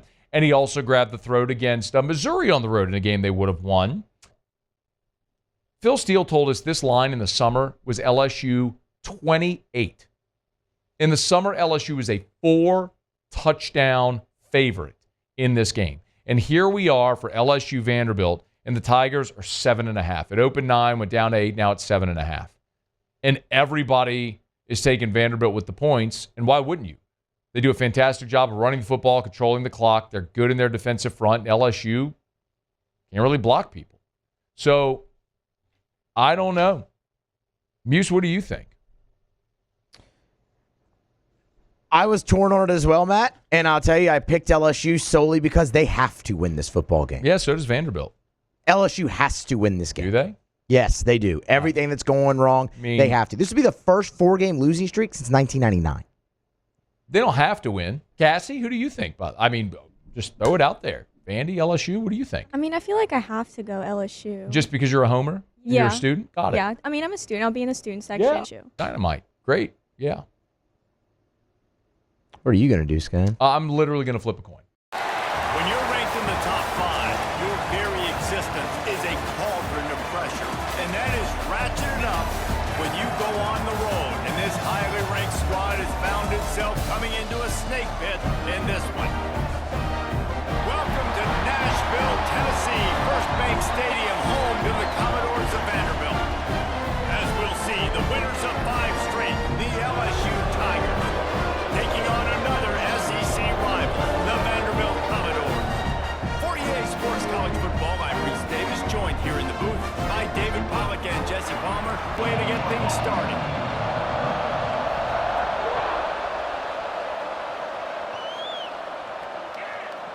Fielded in the end zone. It's Brown. Nice job by the kickoff team. Everybody stayed in their lanes, and they'll stop him at the 16. So Vanderbilt's offense will have the football first. This is a matchup that we've been talking about coming into this high-powered offense. Back in motion, trying to clear the picture. Dropping back, it's Pavia. Just a short pass to the tight end. Creates a little space. Across the 45. How about really go for big yardage? And how about those receivers? Not just the glamour of catching passes, but doing some dirty work too. 1st and 10. Caught in the backfield. It's Hoskins. They'll try to cap off this drive with a field goal. He'll have to generate power and some accuracy. A 50-yarder from the left hash. Right down the boulevard. And with that, they break the seal on the scoring. It's 3-0. To the air. It's Nussmeier. Fires to the middle. He's got it. To start the season, it's always about the conference first. It's not about the national championship picture, so great job. Probably in the playoff discussion, so they've got a lot of games ahead. They're in that prime spot right now inside their... Fired in. 5 guys at least back there that can cover one-on-one. You saw a great example of it there on 3rd down. Keep for this. 3rd and long from inside their own 20. That's reeled in. It's Newberry. It's not open, and that's why that one fell incomplete. Rides to back and leaves it. Nice gain of 6. Dude, can you just turn around and make one guy miss and go get the first? Or can you just stretch out and get the first down? You need your guys to have a little bit more awareness where they are in the field on that play. And even though they got the completion, it's not enough to making that call and going for it on 4th down, and they make it pay off. And they just couldn't get it done there. And as a result, the offense actually loses a couple yards. Letting the defense dictate who gets the ball. Man coverage, that guy was not open that time. Didn't get anything done. 3 and out on their last series. They'll try to find a rhythm here. Do this defense. He'll do it himself. And they'll make the stop. And back to throw. It's Pavia. Fires to the wideout. On target to the left. Running behind that left side. He's going to lose time tonight. He'll have to generate power and some accuracy. A 50-yarder from the left hash. And it's no good. It's still a 3-point game after the miss. It puts the defense in such a difficult spot. You immediately have to be rotating when you see that motion. So looking to fire. Caught in the backfield. It's Durham. He almost... On 3rd and short, they'll try to pick it up with the pass. And at the point of attack and find a little crease for your running back. Just flying through the air like a superhero to make the grab. They're in the red zone and they'll pass it. Pass right. By creating negative plays, and they get the sack. Catch in the middle, it's Anderson. And he motors into the end zone. Touchdown, Bayou Bengals. Number Timing and better execution, that is just what a quarterback and wide receiver need. And it's timing, it's route running, right? You got to be precise. You got to know exactly what yard you're running to. The quarterback receiver on the same page. That's why you get the touchdown.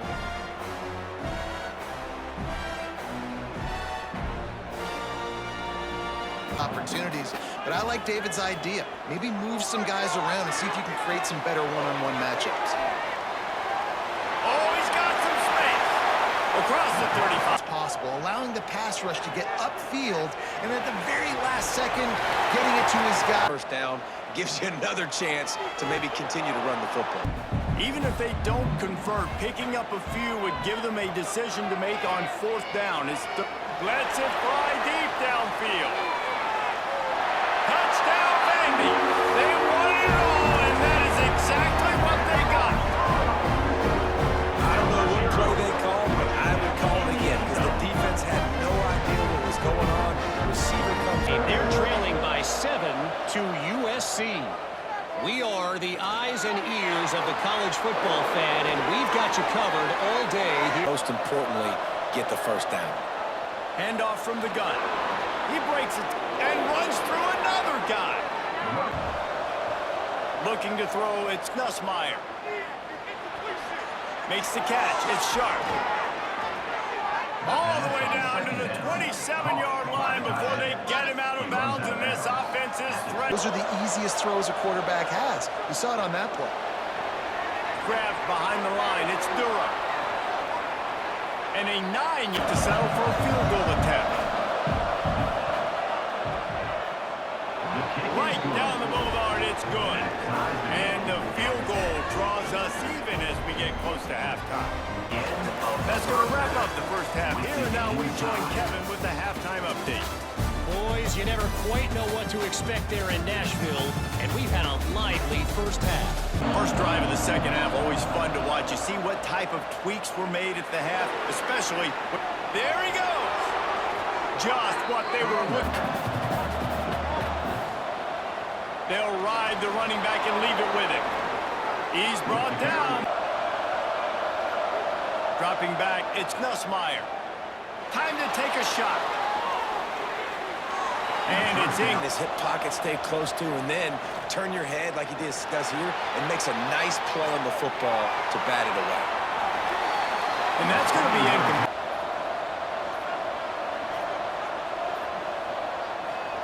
Off the play fake. Drop the foot. Hands, make stops. They did on that last possession for you. And the defense on 3rd and long doesn't need to take the check down.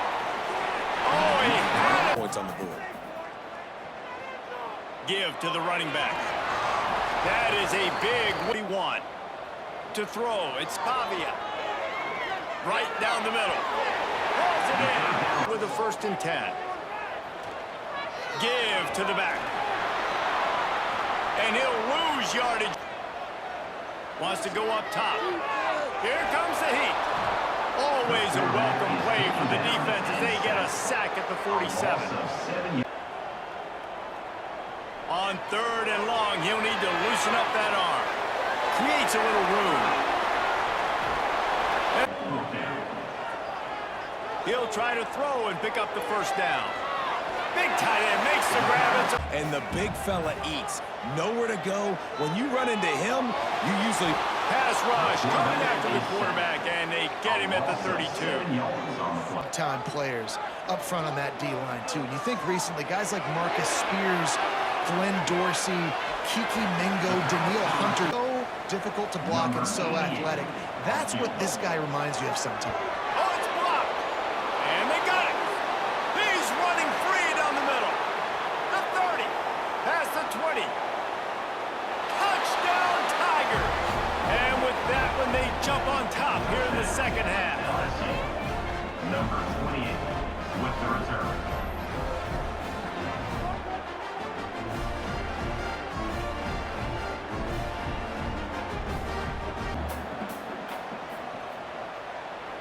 The play action fake. With the catch, it's Hoskins. Breaks into the open. They'll move the tight end. Wants to throw, it's Pavia. Got him downfield. First down. They'll go to the ground. And he never had a chance. He'll try to throw and pick up the first down. From the gun, running back gets to give. Turning it on. A big play gets it into plus territory, and they'll mark him out of bounds at the 44. Really nice job by the running back here in the fourth quarter, picking up that first down. They'll give it to him again. They'll finally get him. They've got him looking run, but they're going to throw it. Catch in the middle. It's Brown. Smart move to keep it on the ground. Wrestled down at the 8-yard line. Added on first and goal. Oh, they're after him.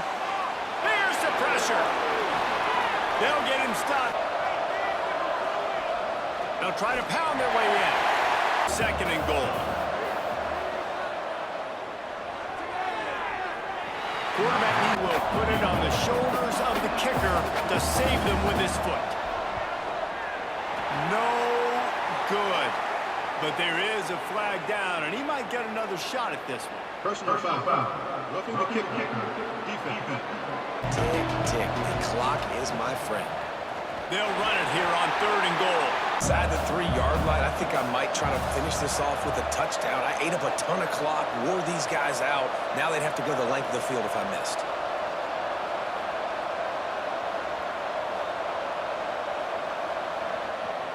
Slams ahead. Into the end zone he goes. Touchdown LSU. That lead a little more comfortable now as they close in on extending this winning streak. From the gun, wants to pass. And the pressure. They'll go for it on fourth down. He'll try to do it himself. Oh, he's got some space. He's finally stopped. Trying to move the sticks on third down through the air. Grabbed over the middle. It's Stowers. And he found all kinds of room. To the big fella. And he goes out of bounds after a nice pickup on that one. With the win today, they're now bowl eligible, and that's certainly worth celebrating, at least to some degree, wouldn't you say, guys? Yeah, listen, at the start of the year, there are a lot of goals that get put up on the blackboard. Reaching a bowl game is one of them. So now you can go ahead and check that off. But if you're this football team, you're not celebrating that tonight. You're looking to build on this win moving ahead because they've got bigger goals down the road, Dave. They do, and they've shown you some good flashes throughout the season, man. Some moments that really say this team could be really, really good. And so I think you continue to improve. You know at the end of the season, I get to take a vacation. Wherever the bowl game is, we get a free trip with my boys, but there's some work to be done still. That's going to do it from here for David Pollack and Jesse Palmer. Up this Vanderbilt game, like we said, 3 and out with a penalty. It felt god awful. And mentally, for the players, that's a very low point as well. So why I'm trying to reinforce all of that is because that is the context in which this LSU team basically said, no more. Being really solid, really strong in the trenches, and just came back and controlled that game. Like, they dominated the game in a lot of aspects. I thought the offensive line finishing every single block that they had, and it wasn't just your 2 tackles. I thought the running backs played well. I thought the running backs had great individual efforts. This was a game in which he was not going to be denied. He takes over. I mean, how many tackles did he break? Another huge SEC game, probably the biggest game of the entire week. 7:30 p.m. Eastern Time game on ABC. And Dalton, the winner of this game, I'm not going to say is guaranteed to go to the SEC title game because it's still wide open as a conference, but they have a pretty much an inside track to at least get to the SEC title game because right now, even though LSU and A&M are the 4th and 5th highest ranked teams in the SEC in the AP poll, this game is still massive in determining who could be playing in Atlanta for the conference title game. Right now, the Tigers and the Aggies are the only teams in the SEC with undefeated records in conference play, meaning the winner of this matchup takes sole possession of first place in the conference with 5 weeks remaining. Now, LSU and A&M still have massive games left the rest of the year. LSU plays Alabama. A&M, I know, plays Texas at the very end of the year as well. So it's not like, oh, the winner of this game is guaranteed going to Atlanta. Oh, this is a massive game. I mean, you talk about the two remaining unbeaten in-conference teams here. This is, and honestly, it was a very hard game to pick loud. Absolutely. So, Dawn, you have the LSU offense in this game, and really, there's a NFL draft matchup that is a must-see TV, which I know you'll get into in just a second, but what should we be looking out for in the Tigers of the ball? It is LSU's offensive line with those guys against Texas A&M's defensive line, Nick Scoreton, Shamar Turner, Shamar Stewart. I mean, they just you're loaded with talent in the trenches on this side of the ball. And the big thing that's kind of weird to me is, so we know LSU is great in pass protection, right? They were great last year. Garrett Nussmeier has only been under pressure 22.6% of the time. That's the 17th lowest among quarterbacks in the FBS. And really, he's a true pocket quarterback, right? He's a drop-back passer. And much like it's not the same as Jaden Daniels last year, because Daniels could move and Nussmeier doesn't move a whole lot. But they let him drop back, and they rely on him to win and lose ball games. One way or the other, it's going to go through Garrett Nussmeier. But this A&M defensive line, for as much talent as they have, they've been a lot better in the run game than the pass game, right? They're fourth. Their defensive line is fourth in the country in run defense grade. They're only 50th in pass rush grade, and they're going to need that front four to find a way to get around this LSU offensive line, because we know what they can do up front. It takes the really elite pass rushers like South Carolina, right? When they struggle to pass protect in that game, it takes the elite pass rushers to beat this LSU defense or this offensive line. A&M's front four has to find a way to disturb Garrett Nussmeier, because I believe Ole Miss did not get a single sack on him. Is that right? For as good as their, I don't think so. I gotta look back. I don't believe Ole Miss had a sack in that game. They hurried him a good amount of times, but they couldn't finish him off. And Nussmeier moved in the pocket just enough to keep making throws. If you don't disturb him in the pocket, he's going to kill you. I mean, he can make NFL throws. I'll tell you what, the more I watch him, I'm pretty convinced this is an NFL quarterback. I think he might be one of the first 4 or 5 quarterbacks taken in this draft. He can make NFL throws. He can improvise a little bit, but you really want to get to him. If you can finish him off and get 3 or 4 sacks on him, I think you're at a big advantage. And I think A&M does have the advantage in the run game here. LSU doesn't run the ball a whole lot. They've gotten it going a little bit some weeks with Caden Durham, the young running back there, but this is about Garrett Nussmeier.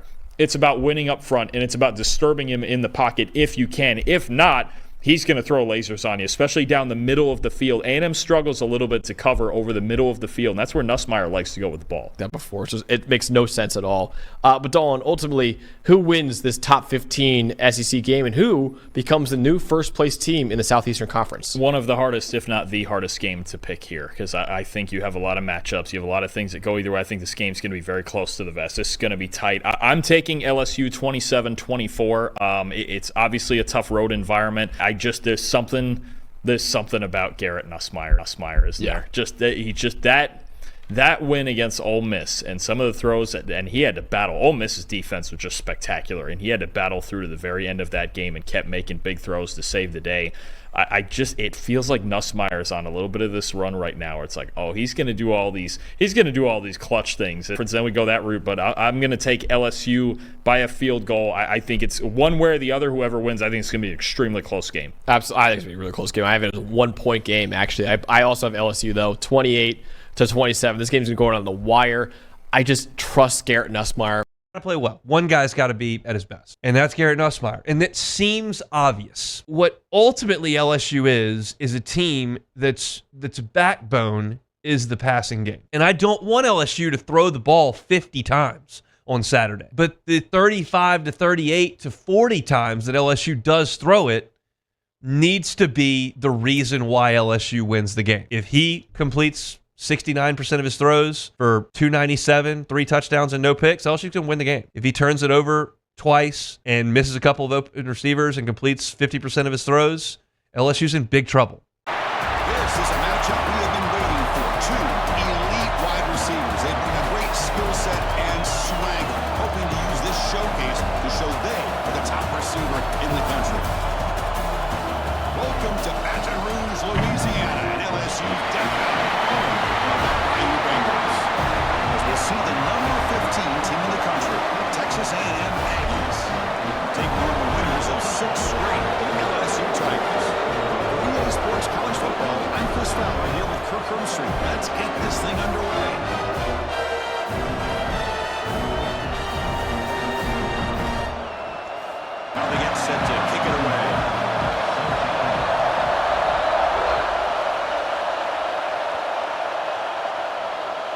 takes this from inside the 5. He'll be tackled at the 17. Strong job by the coverage team. So the Texas A&M Aggies offense comes onto the field for the first time today. Are we going to see a repeat? Remember last time these teams played, it got ugly. Allow the quarterback to get settled into the game, find his rhythm, and then he can make the bigger plays later on. He makes the grab. A play action, looking to throw. Quick throw to the left. Caught. He's wide open. Fired up and ready to make a difference today. Bringing pressure. And the pass is intercepted. A takeaway for the defense. Brought down after a short return. But sets up the offense at the 39. Now, this just goes to show you everybody makes mistakes. This quarterback is looked and viewed as one of the top quarterbacks in the entire country. But even he makes a poor decision, puts the ball into coverage, and he throws an interception here early in the game. We expect tight competitive battle today. Well, that's the beauty of these top 25 matchups in the middle of the year. A little bit of a better handle. After that completion. Nice grab. Good shot.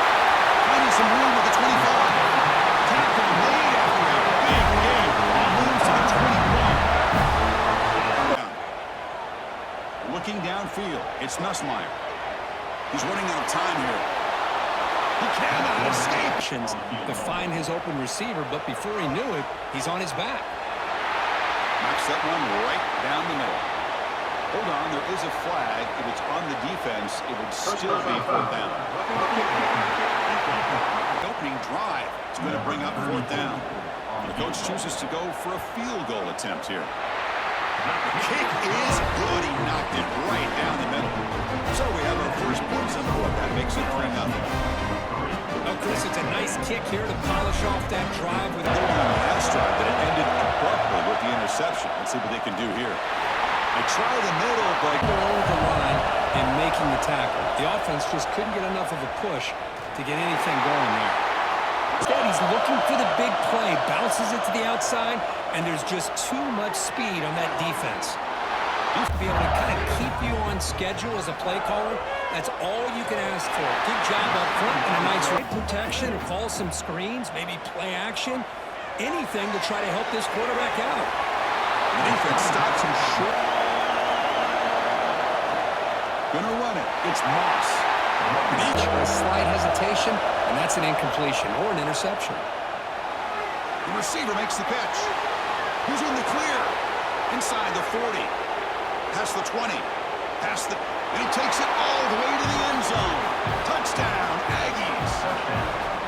Simple throw, all the yards after the catch. Explosive play by the receiver to score. Just a dynamic, athletic playmaker. As simple as you said, Chris, just throw him the football, he makes a catch, and then all the fireworks are after the catch. And this defense just unable to corral him.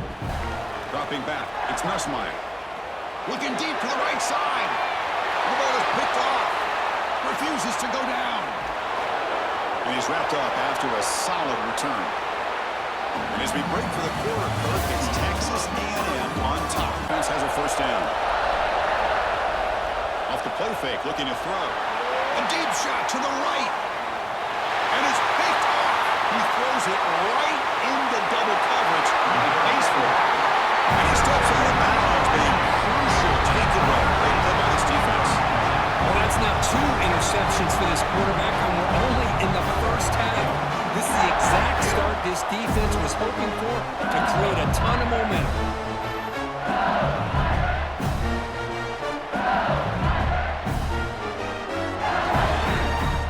Quarterback response. Remember, an interception on the very first play of the last possession. That's reeled in. It's Brown. Let it come to you. Again, thrown out of the RPO, and it's complete. Play out wide. But here's a great example. The defense has the ability to play wide, but still be solid at the line of scrimmage and not give up big run plays. Dropping back, it's Nussmeier. Delivers from the pocket, complete over the middle. They make the tackle. But instead, he gets the ball at least underneath to the drag route and gets some positive yards. Caught near the sticks. It's Anderson. Another handoff to him on 2nd and goal. He takes it in for the score. Touchdown, LSU. Chris, I know the back's going to get a lot of attention for this touchdown, but I was focused on the offensive line. You had 5 guys working as one. Great communication, able to get up to that second level and open things up nicely to allow the back into the end zone. Toss play to the running back going left. They've got him in the backfield set. This is not where you want to be against this defense. 3rd and long. The receiver grabs it. And the ball is handed off out of the shotgun. Got the first down and still moving. Pulls out of bounds after a solid gain. Off the play fake, looking to throw. Grab near the sticks. It's Brown. 4-down territory, but let's see what the call is here. Short pass finds the tight end. Make the stop. Out of the shotgun, he'll hand it off. A jerk to man, but not play coming up. Quarterback looking to connect with the receiver here. Touchdown, Tigers! And 6 more points to the total. I'll tell you what, this first half, this quarterback seems to be making all the right reads and showing the accuracy we've shown all year long. Outstanding pass, great conversion. They put 6 more on the board.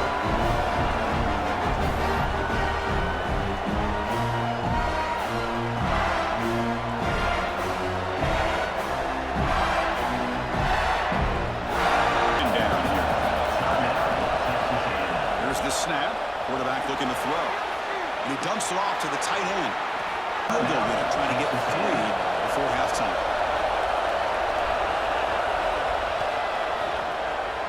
And that one's straight down the middle.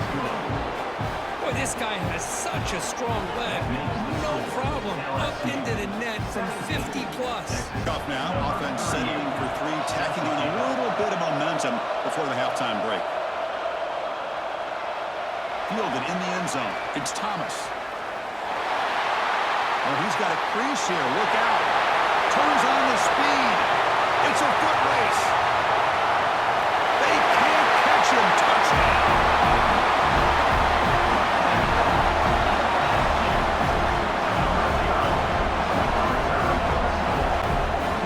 We knew this returner was a dangerous guy. That was an electrifying play all the way to the house. Chris, it was great blocking, but the guy just looked so natural back there as far as once he got his hands on the ball, it was like he was setting up his blocks. And that will do it for the first half here. Kevin Connors now has our halftime update. On full display in that first half. And it's clear, the aerial attacks of both teams have been relentless. They've been burning each of these secondaries like toast. Just an assault on the defensive game plans, if there even were defensive game plans. Gotta think, fellas, based on the first 2 quarters, we're going to see every route in the route tree again in this second half. On fire. Let's see if the defense has made some changes to begin to slow it down. And the pass is intercepted as he throws into double coverage that time. And that's a solid return after the interception. Create a turnover, they get an interception, and they're in business. Tackled behind the line here, down multiple scores. To throw, it's Reed. Defense is coming after him. Swarmed by the pass rush. How about that? The defense does their quarterback can bounce back. The last possession, a pick in the very first play. He moves the ball across the... Quarterback drops back from the shotgun, looking for a receiver. Caught over the middle. It's Anderson. They bring him down, but it's a big play. All the way to the 43. That'll put him over 150 yards today. He is putting on a show on this big stage. From the shotgun, here's an inside give. He picks up 9. If I'm the offensive coordinator, I just keep running the football until they prove they can stop it. They stop him, but it's a few more runs like this, and he's going to be getting into a rhythm for sure. And they'll tackle him for... You defend first down. If you can hold your opponents to a short gain or a tackle for a loss. That's the 3rd pick tonight thrown by this QB. He could go at the 30, at the 20, the 10, Touchdown, Texas A&M. Pick 6 could be a game changer. Great job here by the backer, just mirroring the quarterback, reading his eyes, and then stepping in front of that throw, comes up with it, and then he goes back to high school, shows you what he can do with the ball in his hands. And bounce back through a pick 6 in the last possession. Looking for a gap, it's Durham. And they'll tackle 27. We'll see if the defense brings the blitz. That one is incomplete and short on their own 40, trying to keep this drive going. They'll try to move the chains here on the ground. And your time was a quick 3 and out. Can they get a drive going this time? Another pick. Wow, that's the 4th tonight. Short return tackle made at the 20. Just opens up the playbook. You can continue to run. You can go to play action. You really keep the defense on their heels when you can run the ball. Point toward the end zone. Touchdown, Aggies. This offense cannot be stopped. Well, no surprise for an offense this good. Short field, quick touchdown. Running back with the football. Jukes to get free. They bring him down to the 30. Running play called on 3rd and short. They make the stop to take a break. Take a quick look at how the national rankings stack up in the chase for those playoff positions.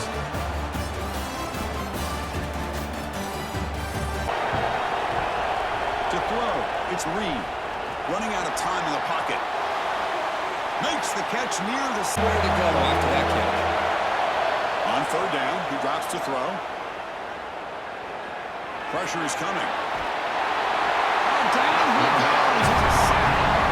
Chris, that's on the offensive line right there. They definitely have to be feeling responsible because it's almost like you didn't protect your little brother back. On a kick now for the 5th time tonight.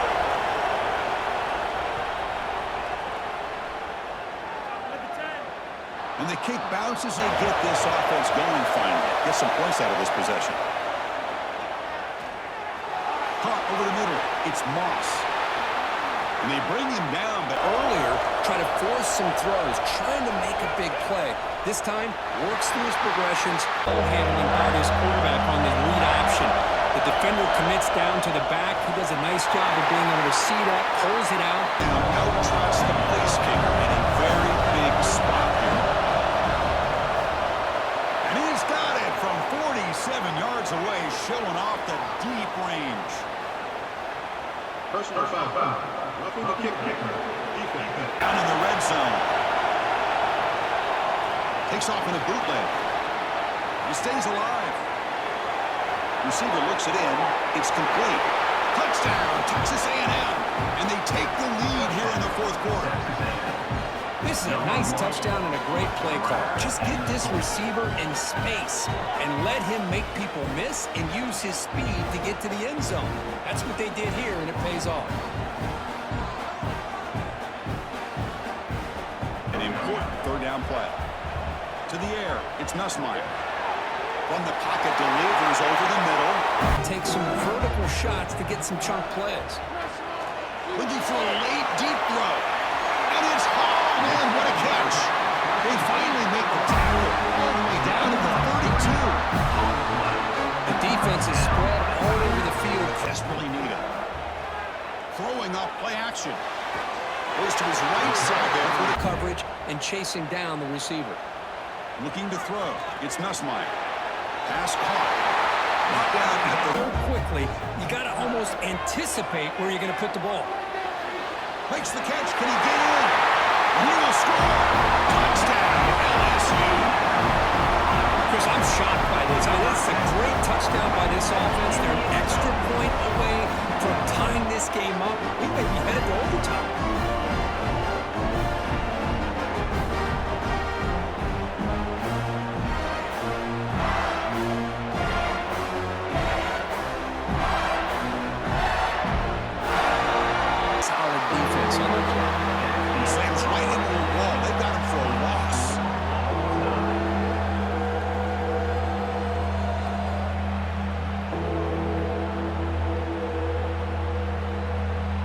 It's a 1st down play.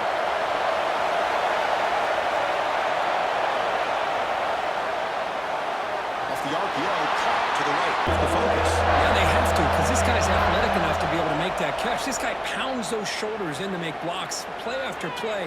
Deep shot toward the end zone. Trying for pick six to win the game. That's it. Game over. The defense makes the decisive play to win it in overtime. They may have just cost themselves the game with this interception. This defense is thinking not just stop this runner, but try to rip that ball out as well. Eludes a tackle. There's a little bit more confidence when the person that's carrying the ball can break off some big-time runs. That makes them block just a little bit harder, knowing that he's potentially capable of doing it. They bring him down. Acceleration. What a pickup there on first down. On the ground, trying to muscle it across the line. And he's in there. Touchdown to win this game in overtime. I think we're starting to kind of see a theme here, Chris, today. That's his second touchdown. The offensive line doing their job, and he's doing an outstanding job of just reading the defense, finding the hole, and being able to pick up big yards and touchdowns. That's the kind of matchup we hope for, Kirk. This team came in higher ranked, respected. They were fully tested. They had to show how good they were to survive the upset here today. And I really think that the coaches and the players, they love playing these kind of games. You really are going to get tested. You find out what you're made out of. And these guys really met the challenge. I'm very, very impressed with the execution and how they played this game. And now they go to the next step. And that's going to wrap it up. For Kirk Hermstreet, I'm Chris Fowler. This has been another presentation of EA Sports College Football. It doesn't make any sense that Garrett Nussmeier would regress to this point with the same offensive coaching staff around him, with better weapons around him, and an offensive line that is not as good as last year's, but is not giving up a ton of sacks. He's just inaccurate, indecisive, made a bad throw. It is odd. And I want to suggest that he's hurt. But I don't know that. I have no way of knowing that. What's wrong with Garrett Nussmeier? Nobody was talking about Nuss's torso 7 days ago. So did something happen in practice this week leading up, or was it something else? I don't know. I'm telling you candidly, I don't know. If Garrett Nussmeier is physically limited, run the ball. The bye is here. He can shut it down. He should be the healthiest he's been. But a healthy Garrett Nussmeier doesn't matter a lick if you're still having this giant imbalance run pass, because he's still going to be throwing into 7 and 8 man coverages, and he's still going to be feeling pressure from 3 man rushes, 3 and 4 man rushes. And that's what every team is going to do until you show you are willing to run the football. I look at that game, and for me, so much of it is execution. And everything always falls back on coaching, because if you look and you say the players didn't execute and they weren't ready to play, well, why weren't they ready to play? Well, the coaches didn't get them ready to play. It just how close this was to LSU winning comfortably and being the game we all thought it was going to be. The big question I know everyone has is the running game. This might just be an offense, be it passing game or running game, that is going to rely on the big play because they're capable of it with so many dynamic players. I absolutely think Braylon Moore's absence hurt the continuity, but I think everybody on that offensive line, including the tight ends, just have to be better. Prognosticating based on both teams being healthy. And he's ready to go Saturday. Alabama, because it's in Tuscaloosa. Now, if they were down in Baton Rouge or something, that'd be different. But in Tuscaloosa, in Alabama, I'm rolling with the Tide. I think they recognize, Paul. They hear you. They hear a lot of other guys, that Pollock and Herbstreit and everybody else, the great job that the game day crew does. We see them every Saturday. We get it. I think they see and they know we lose this game, particularly after the way we looked at the national championship game, even though that doesn't have much to do with now. The bottom line is, this is your shot. You blow this game, you're not going to get to the college football players with other teams and the success that they're having, LSU, Ohio State, obviously Penn State, and others. You're not going to get it. You cannot lose this game. I don't see them losing on their home turf. I think Alabama handles their business. You know, Max, that's the first time I've agreed with Stephen A. today, because he is right. Alabama cannot lose this game. Why?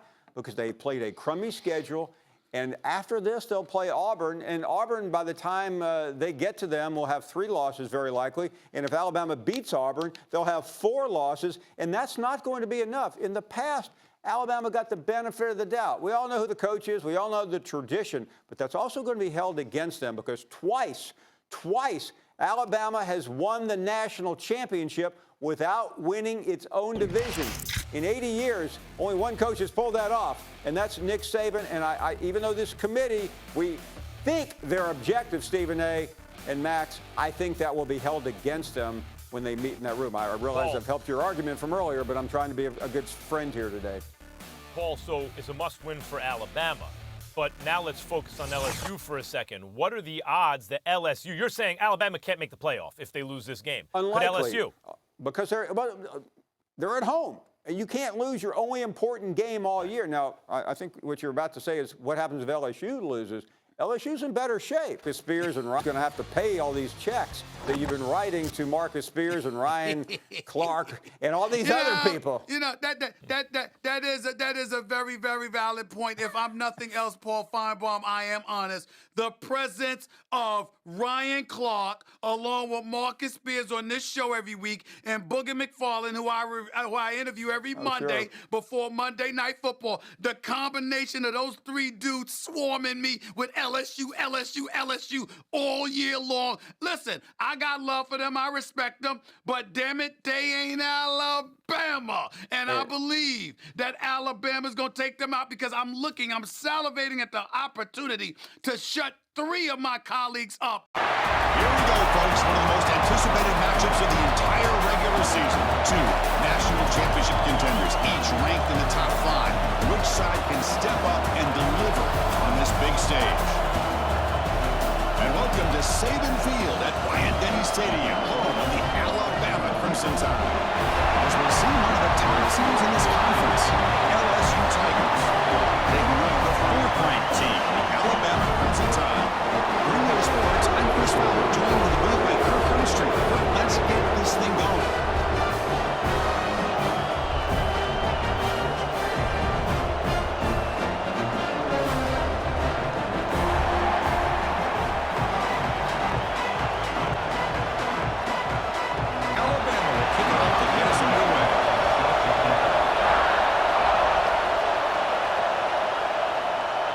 Return it from inside the 5. They'll be tackled at the 18. That's good coverage there. So the LSU Tigers offense comes on the field first today. Well, fans on both sides have not forgotten Alabama's beatdown the last time they played. It's going to be tough for the visitors today. They go with the ground game here. Running back takes the hand, plays the visitors to play. They're going to throw it on 3rd and very long. Grab down the middle. It's Anderson. He's brought down, but an explosive play through the air. Big 3rd down to see if this offensive line can keep the pressure off the quarterback. Out on the perimeter, these guys love to be able to develop offensive linemen, and it's paid off. They can run the football. They get behind those. Out of the shotgun, he hands it off. Going absolutely to punt it away. Let's see what they can come up with this time. Play action here on 1st down. Pass on the field speed. It's dangerous. Looking to pass. It's Nussmeier. There's a screen pass to the running back. They bring him down. Yards here on this play. Shotgun formation here on 3rd down. Caught near the sticks. It's Anderson. He runs out of bounds. It's a run. Running back's got it. A change of direction. They've got him. Power, but how about his ability to penetrate there? And that's the quickest way to blow up a run game is that interior penetration. If you're able to break through the middle of that offensive line. And they pick up the 1st on the ground. Tackle. As the back tried to bounce that to the outside, there's just no room to run. And he knocks it right through. It breaks the scoreless tie here, makes it 3-0. Well, they almost put a touchdown on the board, but instead they come away with 3 points. Drop him back. They're going to throw for the 1st down. That's real room. It's Miller. They bring him down with a drive. Get him the ball. It's exactly what he's able to do here. Found a way to pick up the 1st down. And he goes, no. Oh, it's snapped to the back. Looks like Alabama won this rivalry because they are always in each other's way in the SEC. Yeah, this rivalry doesn't necessarily have the history. Even though it's a battle about who would represent the West, the winner typically between Alabama and LSU, it seems like every... Oh, they trap him for a sack. Well, you got to do a better job with your fake as the quarterback. They'll run it from the gun. Breaking free at the 35. And the wideout goes in motion. On third and short, they try to pick it up on the ground. And got up close to the line of scrimmage in a hurry. And he's got it from 48 yards out, showing off the big leg. Now, I was watching this guy in pregame. He has got a strong leg.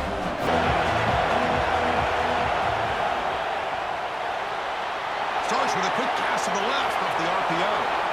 Breaks into the clear. The 30. Inside the 20. All the way to the end zone. They couldn't catch him. Touchdown, LSU.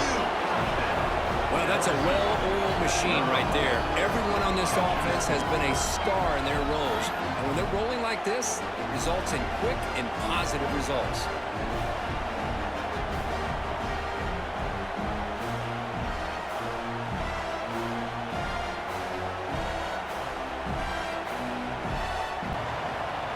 Dropping back. It's Simpson. Looking for his big tight end. Great catch. He's stopping at the 40. He's looking to throw. Pulls it in. It's Miller. They stop him after on this fourth down and short.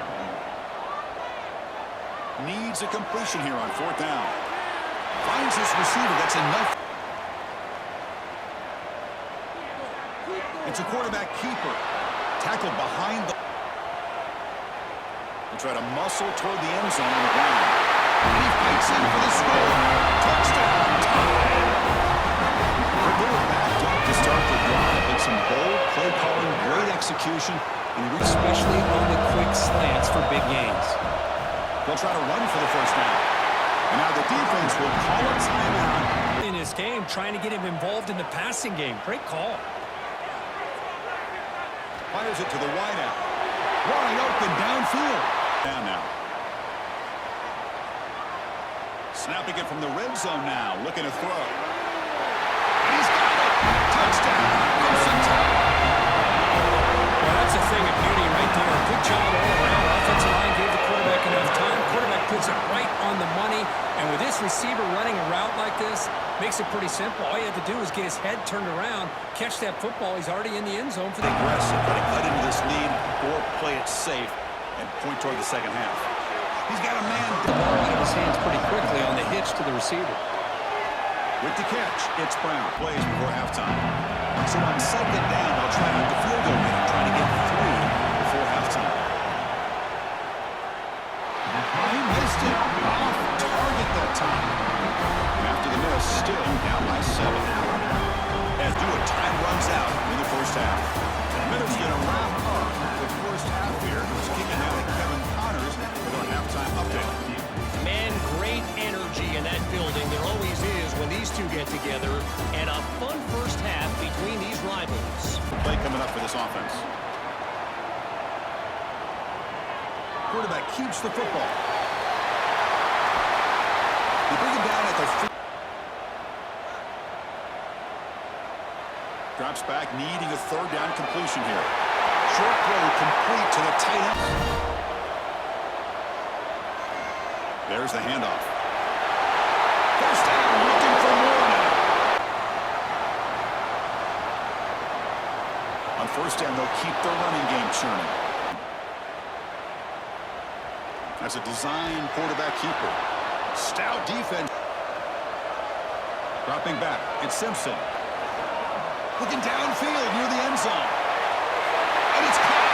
Touchdown, Alabama. The momentum really building up for this one. Get out of hand here in a hurry. And that's the last thing you want to do in a rivalry game. Not just lose the game, but get embarrassed. Man, you got to fight for 60 minutes. Block PAT, the special teams coach, hoping for better execution here in the kickoff. And here's the return from inside the 5. He's got an opening. Watch out. He's got great speed. Primary tried to force it in there, and it doesn't work out. Drops back, looking to throw for it on 3rd down. Caught behind the line. It's Durham. The defense looking to throw again. But it's incomplete. The route is nice. The ball is on the money. All he has to do is catch it, and it's a 1st down, and he drops it. This action, linebackers and safeties' eyes are in the backfield. They lose the tight end completely, and the quarterback throws that one on rhythm for a nice game. He takes it all the way. They couldn't stop him. Touchdown. This is an honest sign for LSU. The Crimsons are beginning to really roll now, Kirk, and pull a 23. And the QB will try again on 2nd and 10. And that one's picked off. What a play. Follows the pick with a nice return before finally being brought down.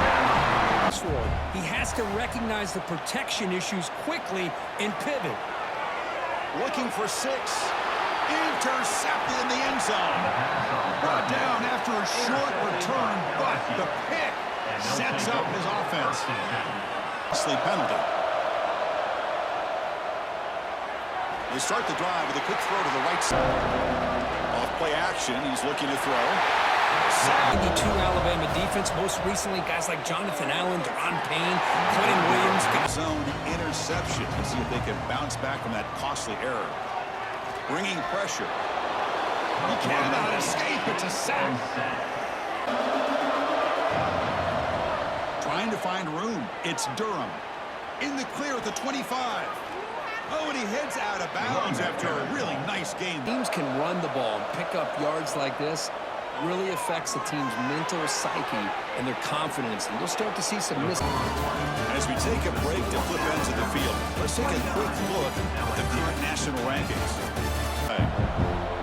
Wants to throw it. Pass ball is incomplete. Can he make it to the marker? They stop him behind. And it's made this offense somewhat one-dimensional, and a large reason they're trailing in the 4th quarter. They make the stop, but it's a big play. They're going to lead in the 4th quarter. You don't want to give up the big play. It is intercepted. And he'll be taken down, but after a good return. For the most part, seals the deal for the defense. They'll run it here. They'll stop him behind the line. For you to run the football. So, nice job there by the defense. They're trying to punch that ball out, do anything they can at all to get the ball back. And that'll pick up a first snap motion from the receiver. Back by the receiver. And he's brought down, but there is a flag on the field. Let's check out this call. Line of scrimmage and defend a running game. It's exactly what we saw right there. That's caught. It's Horton. And a broken tackle. Down, they go his way again, and it works out. The pass rush closing in. Quarterback takes off now, looking to scramble. It's a shotgun run call. Nowhere to run. They'll keep 9 yards away. And it's blocked. The kick was low. Well, here we go. Finally, a bright spot for this defense. All the credit. Recognizing it, almost really anticipating that this screen was coming, and then rallying to the ball. As you get your hands on the ball, you need points. They keep this drive alive right here. Oh, what a grab. Off the play fake, looking to throw. Oh, he makes the catch. Now, they're sitting at 1st and goal. Defense is coming after him. And it's picked off in the end zone. And the defense is going to win this game, crushing any chance of a comeback. Now they can secure the W by just kneeling down. And plan the victory celebration. And the quarterback just kneels down. This is a student. It's going to resonate around the college football landscape. This lower-ranked team came in and said, give us some respect.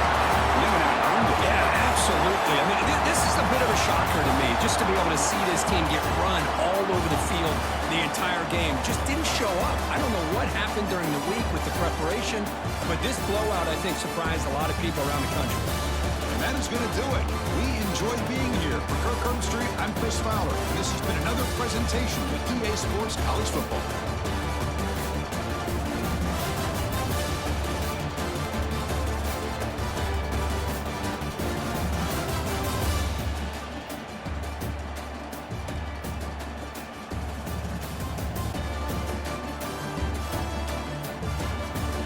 Carter, I got to be real with you, and me and you have had this debate a lot. He's missing the torso. I'm not gonna do this anymore. The torso injury has nothing to do with throwing the ball into triple coverage. I'm sorry, it doesn't. I don't want to hear about he's hurting. Then you don't play.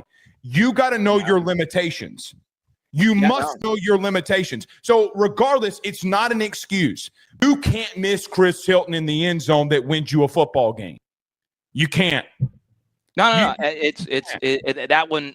This is now two verticals that have been woefully bad, where it would have been walk-in touchdowns, and then there's other verticals that were missed. LSU fans, it's something you've been probably waiting on. The conversation between me, Blake Ruffino of AYS Sports, talking a little bit about what's happening during a bye week. Blake, I mean, do we expect? And I think the fear of the unknown of what this offense could look like moving forward is really what is happening here, more than anything else. So let's start. You, Blake, you texted me this morning that I've nearly made you spit your coffee out with what I said yesterday. So we don't have to go through the entire timeline of kind of how the mixing and matching of comments have gone from Brian Kelly. But I guess let's just what do you feel like you have learned this week? I don't feel like I've learned necessarily anything in terms of what the status of Garrett Nussmeier is. What do you feel like you have learned since, I guess, not yesterday, but Saturday afternoon when Brian Kelly spoke to the media postgame? That there's a separation between the camp of Nussmeier and the camp of Kelly. Because you can't have – now, Bryce, there's twofold to this, right? Like, I feel as if that Brian Kelly is being told by doctors – he's not one, by the way.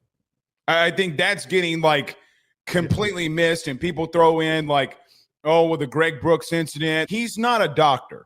So we need to go ahead and understand that right now. But then, Bryson, why is he playing? You mean to tell me that he's not good enough to go, which maybe he is, maybe he isn't. I don't know.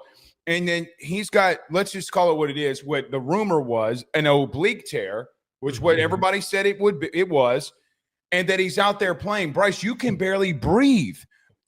Blake, when I sat in front of Brian Kelly and he looked at the media on Saturday in the depths of hell in that god awful room they had, when I sat in front of him and he said, "All I can tell you is he's healthy," and then 10 minutes later, Garrett Nussmeier refuses to answer the question. Which I want to say this: I'm not trying to put anybody on blast. When you don't address things, that's how stuff gets started. Then you're hurt, so you don't trust yourself. I think, Blake, the third piece of it is he really doesn't trust what he sees. And you and I've talked and texted about this. There are the game against Southeastern that was the good one. He had some open opportunities to hit. The game against Florida were some good ones. So I'm not trying to take blame away from him. I think he is allowed his lack of trust in the offensive line and his lack of trust of his body, both the physical and the mental, to take over. And it's compounded a lot of these errors. Bryce, you're staring 8-4 in the face if you can't move the ball. And so here's the thing. Brian, and I'll leave with this. I know we're leaving, but Brian Kelly used to go through quarterbacks at Notre Dame like I go through Underoos. And you're trying to sit here and tell me that there's not other decisions. He literally pulled Cone before he came to LSU for throwing 2 incompletions in the first drive. And you're supposed to tell me a guy who was 60 at that time, now who's 65, is just more calm? Maybe, but I mean, I think they're trying to get. If you keep looking like that offensively, there's no other choice. You're almost self-sabotaging if you don't. You're self-sabotaging. This is as big an inflection game, as big a pivot game for any team as there is in the country this week, I think. Because there are 2 very divergent paths that we could be about to go down. If they lose, they're 4-3, and you're on the precipice of the season kind of going off the rails a little bit, and it could come down to a matter of 1 or 2 plays, because that's how this sport works. Beautiful and nightmarish all at the same time. Taylon Green, quarterback there at Arkansas, coming off, I think, his best game of the season. I don't even know what the numbers say. I just think he was having his best game of the season, all things considered, opponent considered as well. And he got hurt late, and he left the game. I think it was a bone bruise in the hip. Pittman said he's probable to go this week. So we expect him to go. Do we expect 100% mobility? That is a very, very important thing here. So LSU, as much as I respect what their defensive staff has done with that side of the ball, they're still 101st in overall pass defense. So there are plays to be made against that secondary. They're 77th in explosive play rate allowed. So there are chunk plays through the air that are able to be had there. Arkansas is 24th and 17th, respectively, in those stat categories, by the way. So it profiles well for Arkansas on that front. However, if Taylon Green's not mobile, it does not. Because his mobility is key, because if he can't move around, there's a problem. LSU's got the 4th best pressure rate defensively in the country, and Arkansas is 129th in pressures allowed. So I think we end up getting a really happy Trey Biddy walk and talk after the game. I think Arkansas is going to find a way in an absolute knife fight to pull this out and win this game. And if they do, then good for the JP poll for having them rated when the AP wouldn't do it. And number 2, the Arkansas conversation becomes kind of sort of low-key real. I can't make sense of it, Matt. I'd love to. You know my affinity for LSU Tigers and for Nussmeier. And maybe that's part of it. Nuss has not played up to the expectations I think we all have, and I hold out hope that he will. Now, whether that's a combination of line play, game plan, execution in the run game, but the fact that they can't run it. And now, if you'd have told me going into this game, and you'd never watched football other than, knowing the reputation of teams, and you told me that they were going to get physically punched in the face, I'd have said, LSU, that doesn't happen that often. Dressing they give you. I was surprised by it. And then when you do that and you're throwing it more than you're running it when they're dropping 8, one is you got to have a game. You got to have a come to Jesus, game plan check. 2 is you're putting the quarterback in a bind to try to do more than he needs to. And it's hard to be patient for 4 quarters in any league, let alone in this one. Along the border of the mighty Mississippi, a couple of states tied together through history and a couple of schools that share some common ground are going to lock horns once again in the battle for the Golden Boot. Welcome, everyone, to the home of the LSU Fighting Tigers, Baton Rouge and Tiger Stadium. As we'll see a squad from the SEC, the Arkansas Razorbacks, taking on a team that ranks in the top 5 of this conference, the LSU Tigers. For EA Sports College Football, Reese Davis with you alongside David Pollack and Jesse Palmer. And guys, can't wait to get this one started. LSU will put a foot to it for the opening kickoff.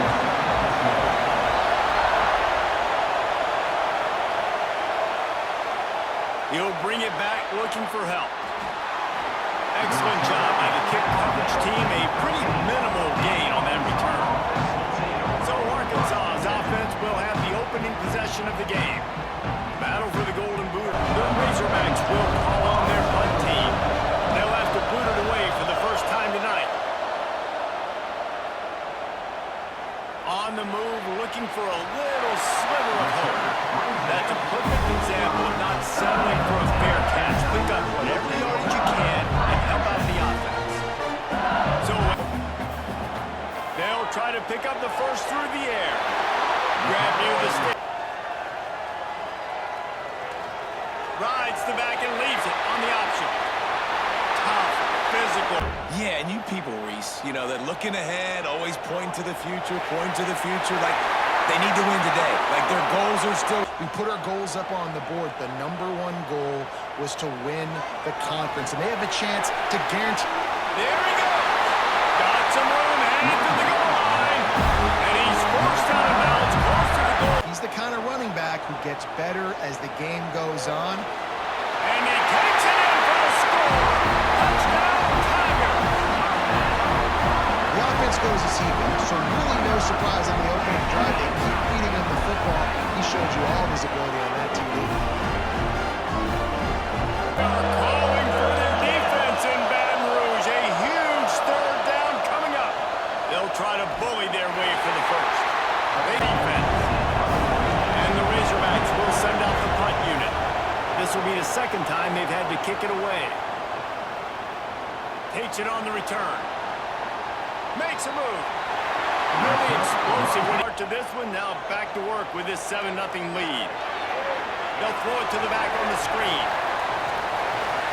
And a pickup. From the shotgun, the handoff to the back. To make that stop. Dropping back, it's Nussmeier. Gets it out fast. He's got enough. Trying play action. Fires to the wideout. Got it! Couldn't quite nudge it in. Not sure you could get much closer, but it'll be first and goal. He was able to complete the throw. Trying to pound it in. Into the end zone he goes. Touchdown, Bayou Bengals. This defense is going to have to do a better job being physical. That's 2 rushing touchdowns they've now allowed. They have got to be better close to the line of scrimmage. Period.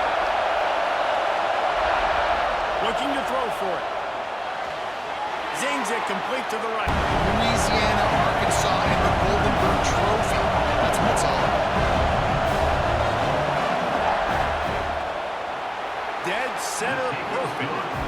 Now the lead is down to 11. Touchdowns on each of the first 2 drives, and they'll try to make it 3 for 3. Pass the sticks, and he may get more. Back to throw, it's Nussmeier. They're setting up the screen. Still on his feet at the 45. From the gun, they'll give it on the inside. And he fights his way up. Great defenses seem like they got 12 guys on the field. Nice job swarming to the football, engulfing the running back. Yeah, there's no question about it, Reese. This guy has a lot of talent. I really also just appreciate the fact that he stayed put at LSU. In an era of college, you think about all the great rivalries in college football, especially in the South. This is one of the best ones here. Not always have been in the same conference. Get more points on the board before the break. It's 4th down, and they'll try the field goal. That is no good. After the miss, the lead still at home. Back to pass on 2nd down. It's here in the final minute of the first half. To throw, it's Nussmeier. Trying to set up the screen. Gets it to the 40 ball in front of him. And I think the quarterback did a really good job of selling past and kind of coverage. So instead of continuing to run across the field, he settles down into an open spot, making it easy for his quarterback. Yeah. Wants to throw on 1st down. Got the quick pass. Nice gain on that play, but leaves it a little short of the 1st down. Maybe a chance to get off a couple more plays. And here on 2nd down, they'll send out the field goal unit to try to get 3 before the break. It is good. And they'll push that lead out a little further. Filled with magical moments, even more here today between the Tigers and Razorbacks. On the ground, it's Durham. He gets those chains on it, get a hand on it. Nice job by this defense with vision on the quarter. Breaks into the open. They'll finally drop. Back to throw, it's Nussmeier. Finds the tight end. 2nd down, they'll go to the air. And he really needs... Who they are. Nice job by the defender. You could tell he was catching the football. He was going to put a hit on him, Palmer, but the defense comes up big and gets the stop. So on offense, this is a short kick, but the problem is the angle. Smashes it between the uprights. And that will extend their lead even further. Go back if anything changes in this exciting college football matchup. Oh, and how about that? I know Kevin and those guys will be keeping an eye on it for us. There he goes! And he eluded the defense, and he'll take it all the way. Touchdown, Arkansas! Quarterback's abilities to read the field is huge, and also the anticipation, the timing. To be able to throw the football, Jesse, and hit a guy in stride so he can get run after the catch and get in the end zone, that was a nice job by the quarterback. Points on the board. They'll run the RPO and throw it right. Looking to pass, it's Nussmeier. Picked off, that's number 15 on the year. To pin them a little bit deep. This is the exact opposite of what happened. Now you set them up. And the ball is out. Who's going to get it? Everybody needs a little luck, and the offense just got it. to pass. And the defense got him in the 27. Hostile environment. This place is scary when the crowd gets involved, and that sack right there is going to light them up. And the kicker delivers the 3 to salvage that drive. Look at the national rankings. Looking to throw, it's Nussmeier. That's caught. It's Anderson. Whipping up. Gonna swing it on second down. Makes the grab. It's Brown. To the air. It's Nussmeier. Quickly to the tight end. Good, solid, third and short, and they'd love to pick up the first down and avoid settling for the field goal. And they gave him no chance on fourth down. They will put it on the shoulders of the kicker to save them with his foot. What a disappointment. No good. And the margin is still 7 after the miss, guys. Off the play fake on first down to throw. Makes the grab. Really. Dropping back. It's Green. Time running out, and he goes down at the 34. On third and long, a check down would be the last resort. They absolutely have to connect and move the chains right here. This thing's over. They're throwing for it on fourth down. He wants a big play here late. Intercepted. They were back in their man, and they stop the drive. He's brought down a short return, and the defense comes out on top of the pick. And that is a back-breaker. It's fourth down, though. Listen, you got to throw the football. You got to try to make a play. But the defense came up big in a big moment.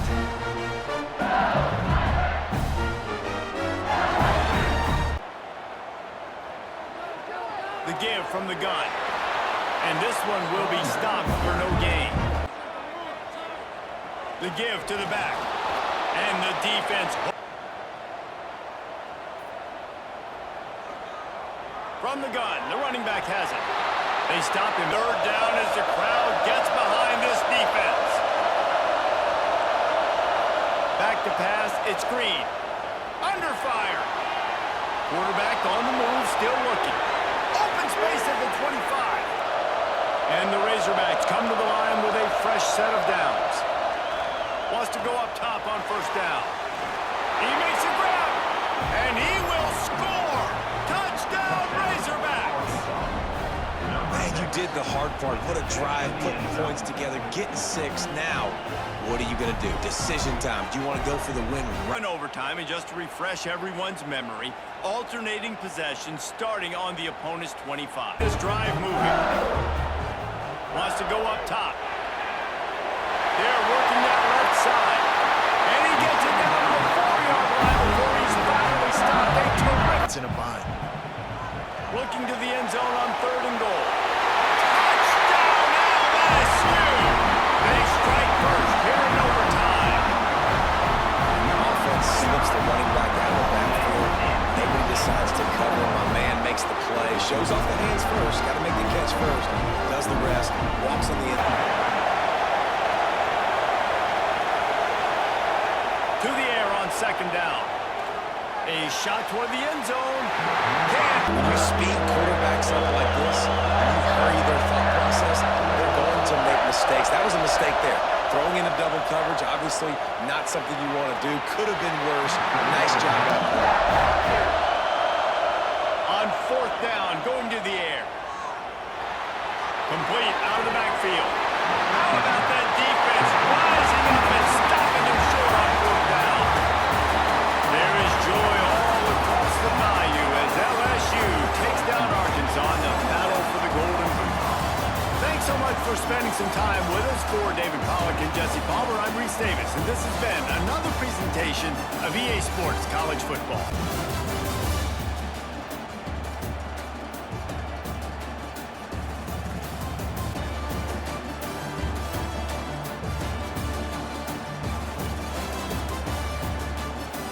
That is LSU in overtime. Make him move his hits, right? They made him move his feet, and when they did make him move his feet, he wasn't great, right? It was inconsistent for Nussmeier. This was on the night, but he made the throws when it mattered, and the pocket was clean when it mattered. He has 78.8 clean pocket passing grade, 3 big-time throws. I think it's known by now that if he's left in the pocket, he's not the most mobile guy, but if he's left clean in the pocket, got an NFL arm, he's going to make NFL throws. That game-tying touchdown down the middle of the field against 2 man. Oh, disgusting. That was an Aaron Rodgers type of throw. That was insane. I mean, he couldn't even see. I saw that throw in the Super Bowl 45. Aaron Rodgers hit that ball. That's legitimately like an Aaron Rodgers type of throw. No, Garrett Nussmeier he's an NFL quarterback. Oh yeah. I don't know how high he's going to go in the draft, but a comeback like that when everything was working against them, against a great team, and they were down early, and honestly, and I think an uglier defensive game than we thought was coming. Look, it's very clear if you leave Garrett Nussmeier alive, he's going to beat you. Oh, absolutely. That's just where it's at right now, and credit to the LSU defense for keeping him in it. Inside Tiger Stadium will be on the air 1:30 Eagle 98.1 game day, 4:30 for the official LSU Sports Radio Network pregame show. So lock us in all day long on Eagle tomorrow. Some things I want to see in this game. I mean, it's got Trey Kukuk at quarterback. Went to something called Candlewood or Saddlewood College or something like that last year. I intentionally don't know the name of it, but you're talking about a guy who's played at Saddlewood College for a couple of years and then played against Southeastern Louisiana last week in front of 6,000 people. Tomorrow's going to suck for him. Did not score a point for the first 29 minutes and 59 seconds of the game last weekend against an FCS school. It's a bad program. It's a bad team. So what are we looking at in this game? Well, there are a couple things I want to see. I want to start with the offensive line. I need to see Carius Kern play. I need to see him play tackle, and I need to see him play tackle well. And I would prefer if he played left tackle. You saw last week when Tyree Adams went down. LSU went to DJ Chester at tackle. He is 6'6", and it was just a safe guy to put in the game. But you also saw him get beat right off the edge immediately. I'm not suggesting that him dominating back is indicative of the fact that he can go out there and play against Oklahoma, but he needs to get reps because clearly that is going to help him. So I'm looking at Carius Kern in this game to come in and play very well on the offensive line. I'm very, very, very much looking forward to getting out on campus tomorrow, doing the pregame show, getting into the stadium, and watching the Tigers come into a crowd that's fired up about what happened last week as opposed to very melancholy about another loss. So not our fault. Come on in, collect your check. It's over $1 million and get on back. Welcome, everyone, to the home of the LSU Fighting Tigers, Baton Rouge and Tiger Stadium. As we'll see a squad from Conference USA, the Western Kentucky Hilltoppers, taking on the 10th-ranked team in the land, the LSU Tigers. For EA Sports College Football, LSU ready to kick it away to get things started.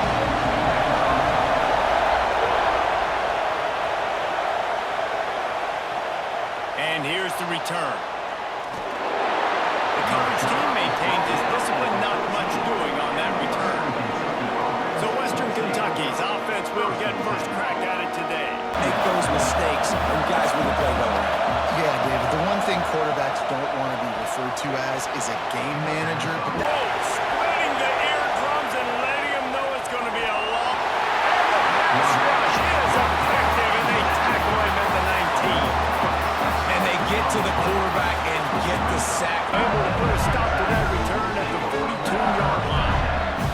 The Tigers offense headed onto the field. Our first look at them today.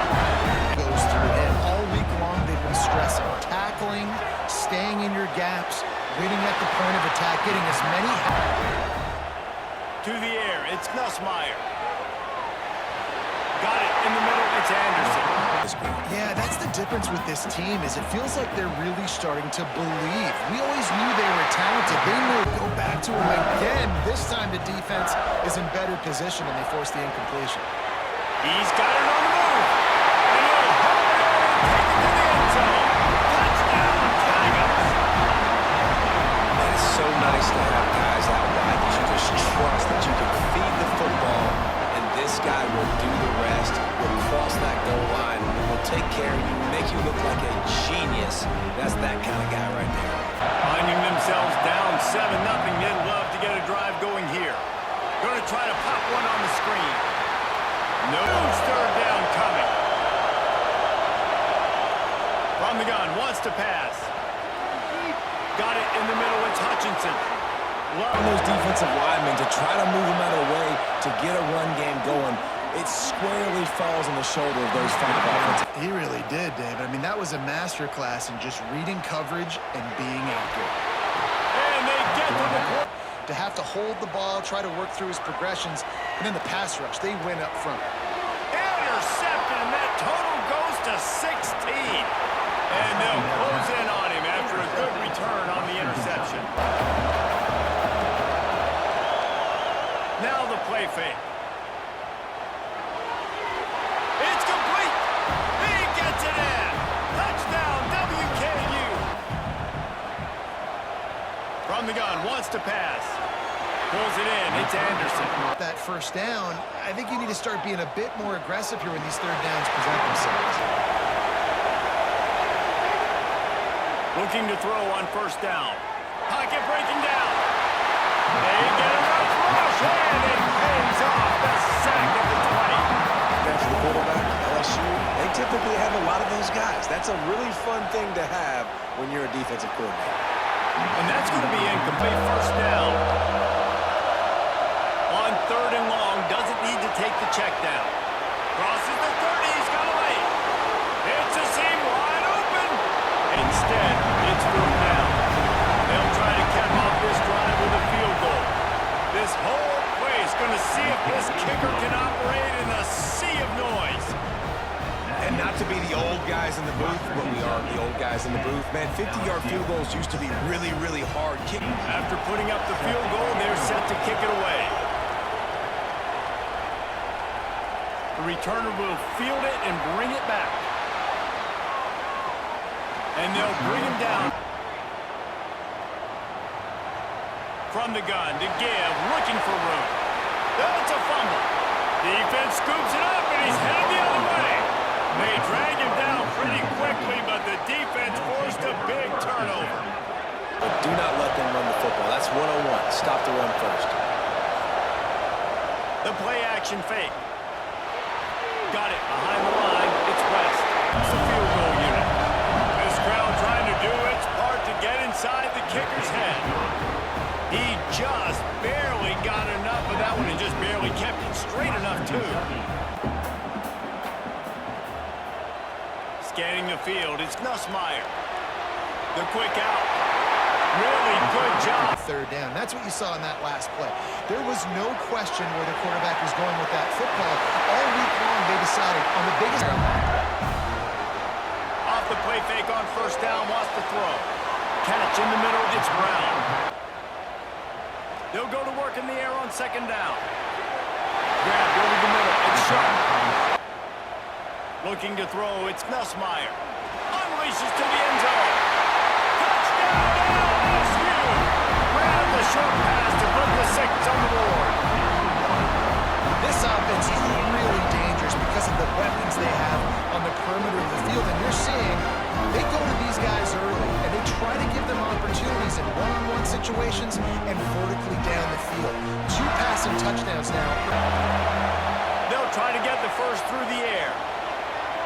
All kinds of room to throw that one in there. Flip the script of a drive. It's 1st and 10 from just outside the 30. And the quarterback runs out of time, and down he goes at the 38. And they've been waiting for something good to happen. It's already had a couple catches in this game. That's a good omen for the defense. Fires deep toward the end zone. Intercepted. Big play. Stops the drive. And they get the takeaway and prevent points from going up just before the end of the half. Man, it's really nice as a defense to force third and long, where you can bring in the nickel, Jesse, and you can play zone coverage. A little bit more blitz in the second half as well, so you have to know where your answers are. Caught over the middle, it's Brown. And they're able to make a big-time play. Dropping back, it's Nussmeier. Quick strike complete. He stopped. He'll try to throw and pick up the first down. I gotta be able to throw you the football. You can do that right there. I know you're gonna catch it, and I can depend on it. And the ball comes out. What a disastrous play.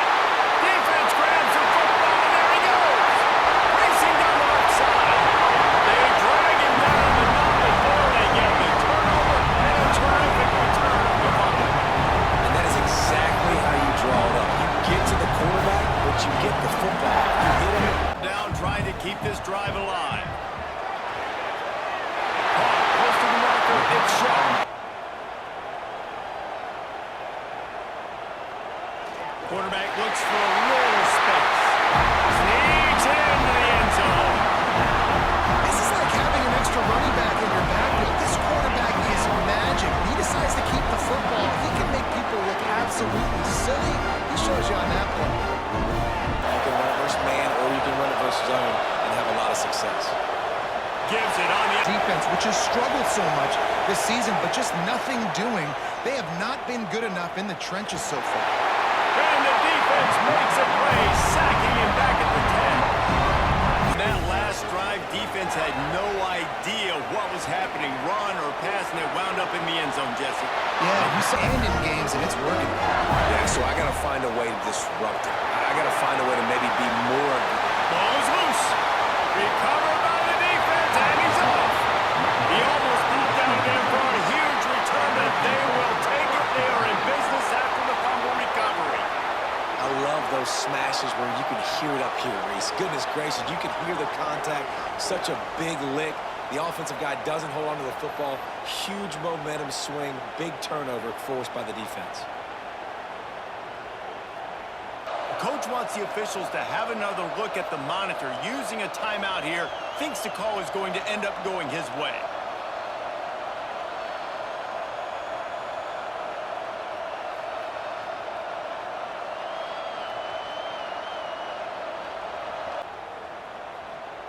Looking for a man. It's Nussmeier.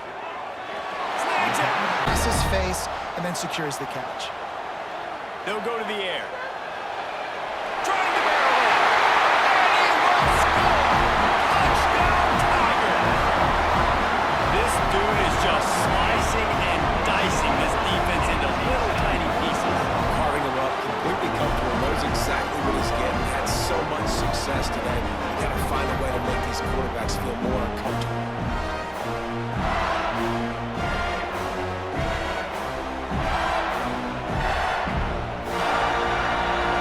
They're trailing by 10 to Arkansas. Just another week of SEC football where we've come to expect the unexpected. Fellas? Thanks for the update on that one. Kevin, let us know when it goes final. Played here before. You do not want to get behind the chains as an opposing quarterback with this crowd noise. It makes it so... Oh, he's got some space. They'll get the first down. It's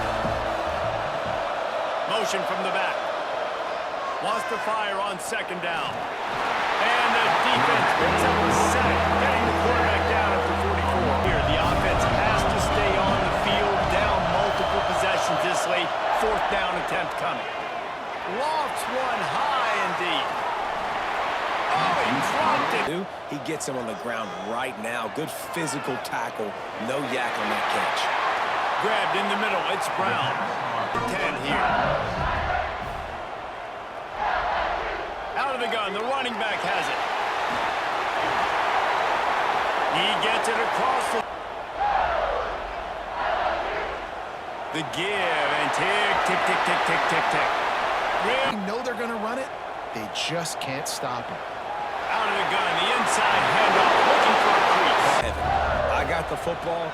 I got the lead on their side of the... Touchdown, Tigers! And the punishment has been extended. They extend this lead, and it looks as if they are going to make it 2 wins in a row.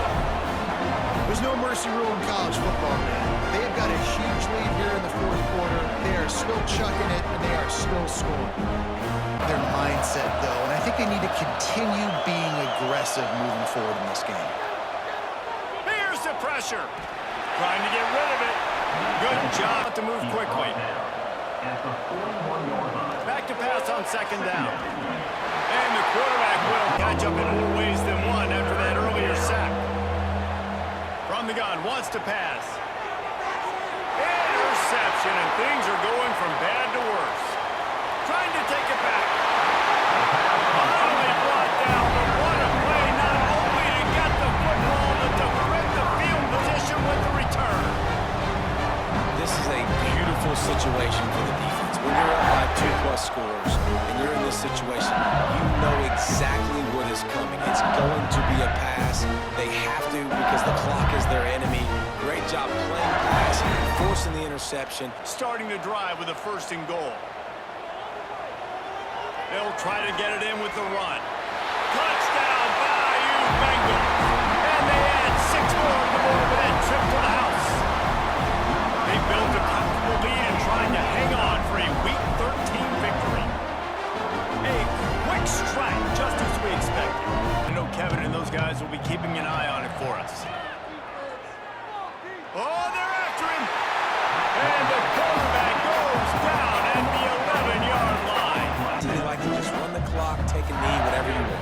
doubt. They're going to love watching this game film, too. There's just so many positives to take away from this, and this is a whole lot of running room. They won the game today. That's 2 in a row. If they win the next one, it's called a winning streak. It's been done before. And we're seeing the identity of this team come into fruition. You just get the sense they're finding out who they are, what they're about, what they're going to do schematically, and who their big playmakers are. Which is tough to do, right? It's tough to grow throughout a season and understand who you are. But when you stack wins week after week on top of each other and start to have success, you start to grow as an identity and you start to understand who you are. That will put the wrap on things from here. For David Pollack and Jesse Palmer, I'm Reese Davis. You've been watching another presentation of EA Sports College Football.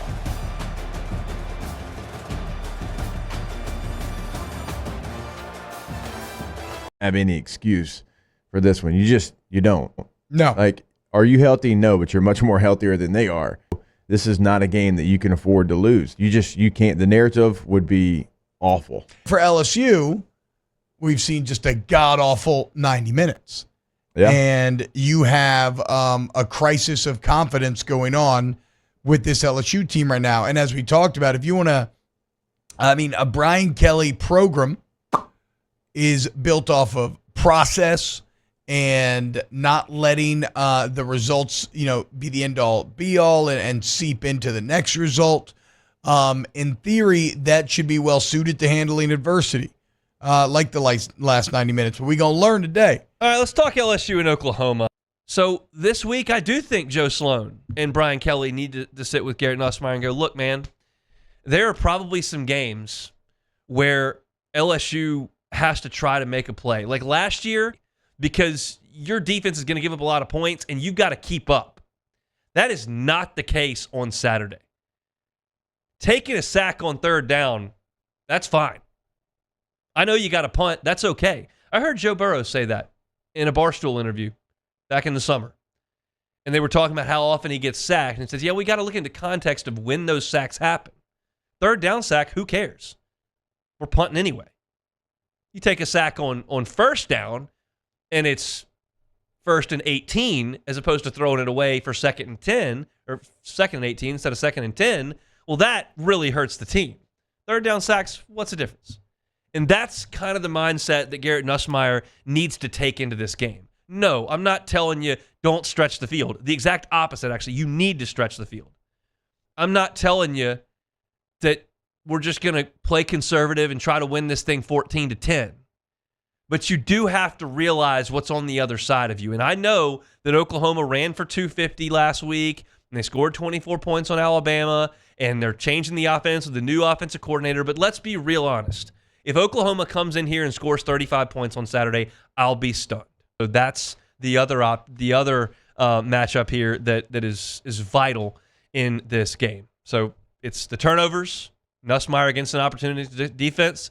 It's LSU's ability to corral the running game and LSU's ability to block Oklahoma specifically at the second level and create some things on the ground. Those are the three issues that I look at in this game and say LSU needs to control those. If they do, I don't think Oklahoma will win. If they don't, I think it's going to be a long day for LSU because that's exactly the formula that Oklahoma wants to use. No position in American sports feels the pressure or the weight on their shoulders like a quarterback. Hopes and dreams of an entire fan base of teams ride on whether their signal caller can lead them to glory. And boy, what a matchup of two elite dudes we have in this one. Welcome to Sooner Nation and Game-Orton family, Oklahoma Memorial Stadium. As we'll see the number 9 team in the country, the LSU Tigers, taking on the 17th ranked team in the land, the Oklahoma Sooners. For EA Sports College Football, we'll put a foot to it for the opening kickoff.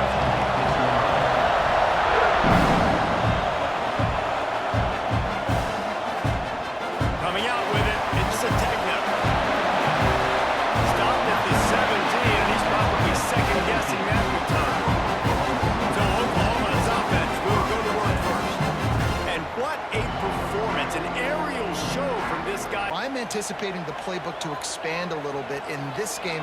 Maybe see some new schemes in the passing game. And the quarterback caught up to and sacked at the 12. 3rd and long. He's going to have to turn one loose downfield. Makes the grab. It's up. And the defense jumps on him. They get that turnover. You've got to have better ball security on offense. The football possession, that is priceless. Losing possession, turning the ball over, that kills you in games, that loses games, and that is a bad, bad play at a bad time. This is a game that will impact the college football playoff. It'll have conference championship implications, and it'll have... There he goes! Now, and you've got time to throw. You get a little bit of time to throw. You can move guys with your eyes. That drag comes wide open. Good throw. So now with 1st and goal, let's see what LSU does here. And he takes it in for the score. Touchdown, LSU! Well, just as you would expect, that didn't take very long. It's all that's important. You've got to execute and you've got to lock in. Looking to throw, it's Mateer. And it'll be in, convert on 3rd and short. Wide receiver comes in motion. Snagged in the middle, it's Gibson. Live in the end zone, they'll try to follow suit here. And those two couldn't down play. From the gun, wants to pass. Got it in the middle, it's Hilton. Set of downs. Wants to go up top on 1st down. Got it set up on the outside. Brought the game. And on 4th down, here comes the field goal unit. This whole play is going to see if this kicker can operate in the sea of noise. It's good. Easy call for the ref. On the run, it's up. Access. 3rd and long, and he'll try to throw for it. Just gets rid of it before the heat for the first play of this drive. They'll leave it with him.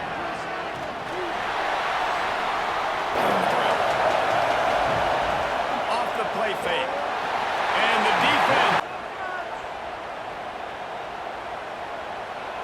The give to the back. And he was greeted. Looking downfield, it's Mateer. And that pass. On 3rd and long, he has to throw for it. To extend this lead after punting last time, David. And it's important to put that punt behind you. It's over. Let it go. Big noise in the Palace on the Prairie on 3rd down. Grabbed behind the line. It's Durham. They're able to get him stopped. This guy has it all, doesn't he? He has speed, he has shiftiness, and he has power. The power reminds me of an... Dropping back, it's Mateer. Finds his man. Wide receiver going in motion. Quarterback touch pass on the jet sweep. You got the football back. Now put a nice drive together and execute. A little screen to the running back.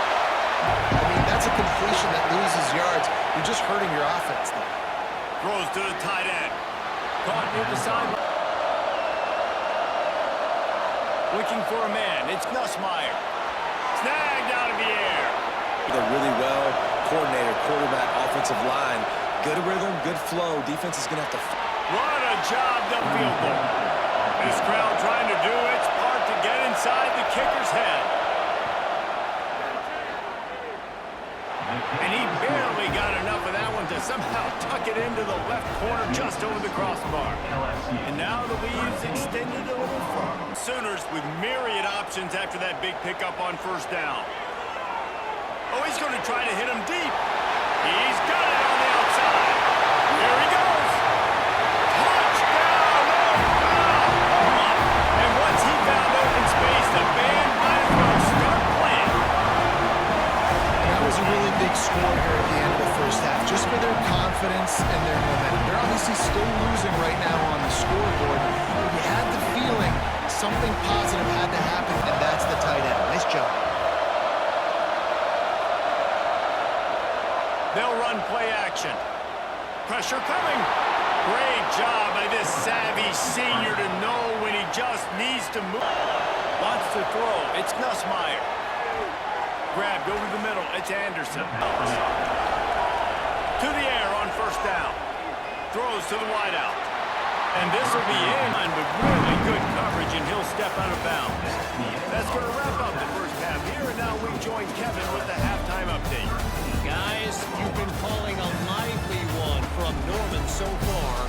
Passing game didn't get a lot done on the ground. They did, but the quarterback is in a rhythm. That was obvious in the first half. And so, I mean, I don't know how I don't give him the football. It's the reason I built the lead. He's the guy that I can trust. This offense is... Bully ball on 3rd and short. They had it, and now an opportunity to really take control of this game. you can feel the momentum shifting. If they were able to take the football here, drive it down the field, and score again, David, they would... Times it's so hard to swing it back the other direction. The momentum is real, and they got it. Attack on this 2nd and short. Caught in the backfield, it's Burks. He'll do it himself. Got enough for the first. To throw, it's Mateer. Looking for the score. He snares it in the end zone. Touchdown, Sooners. How about that drive they just put together? Trying to start the drive with a pass. That's caught. It's Anderson. A lot of times you're throwing these slants to the big body guys because they're so physical and they can win with physicality. Up top. They'll ride the hot hand. Got enough for the first down. A ton of yards on the ground to show for it at this point. That looked like a pretty good run, though. You just wonder maybe in the second half, if they keep giving them the football, it may start paying some dividends. So maybe slide those linebackers toward that wide receiver so you got a little more help on the outside. Finds his man. It's Anderson. They showed up and showed out and answered that challenge.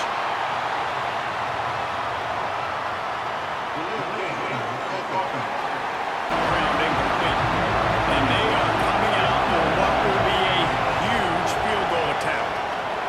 Knocked it right through, showing that big range from 48 yards out.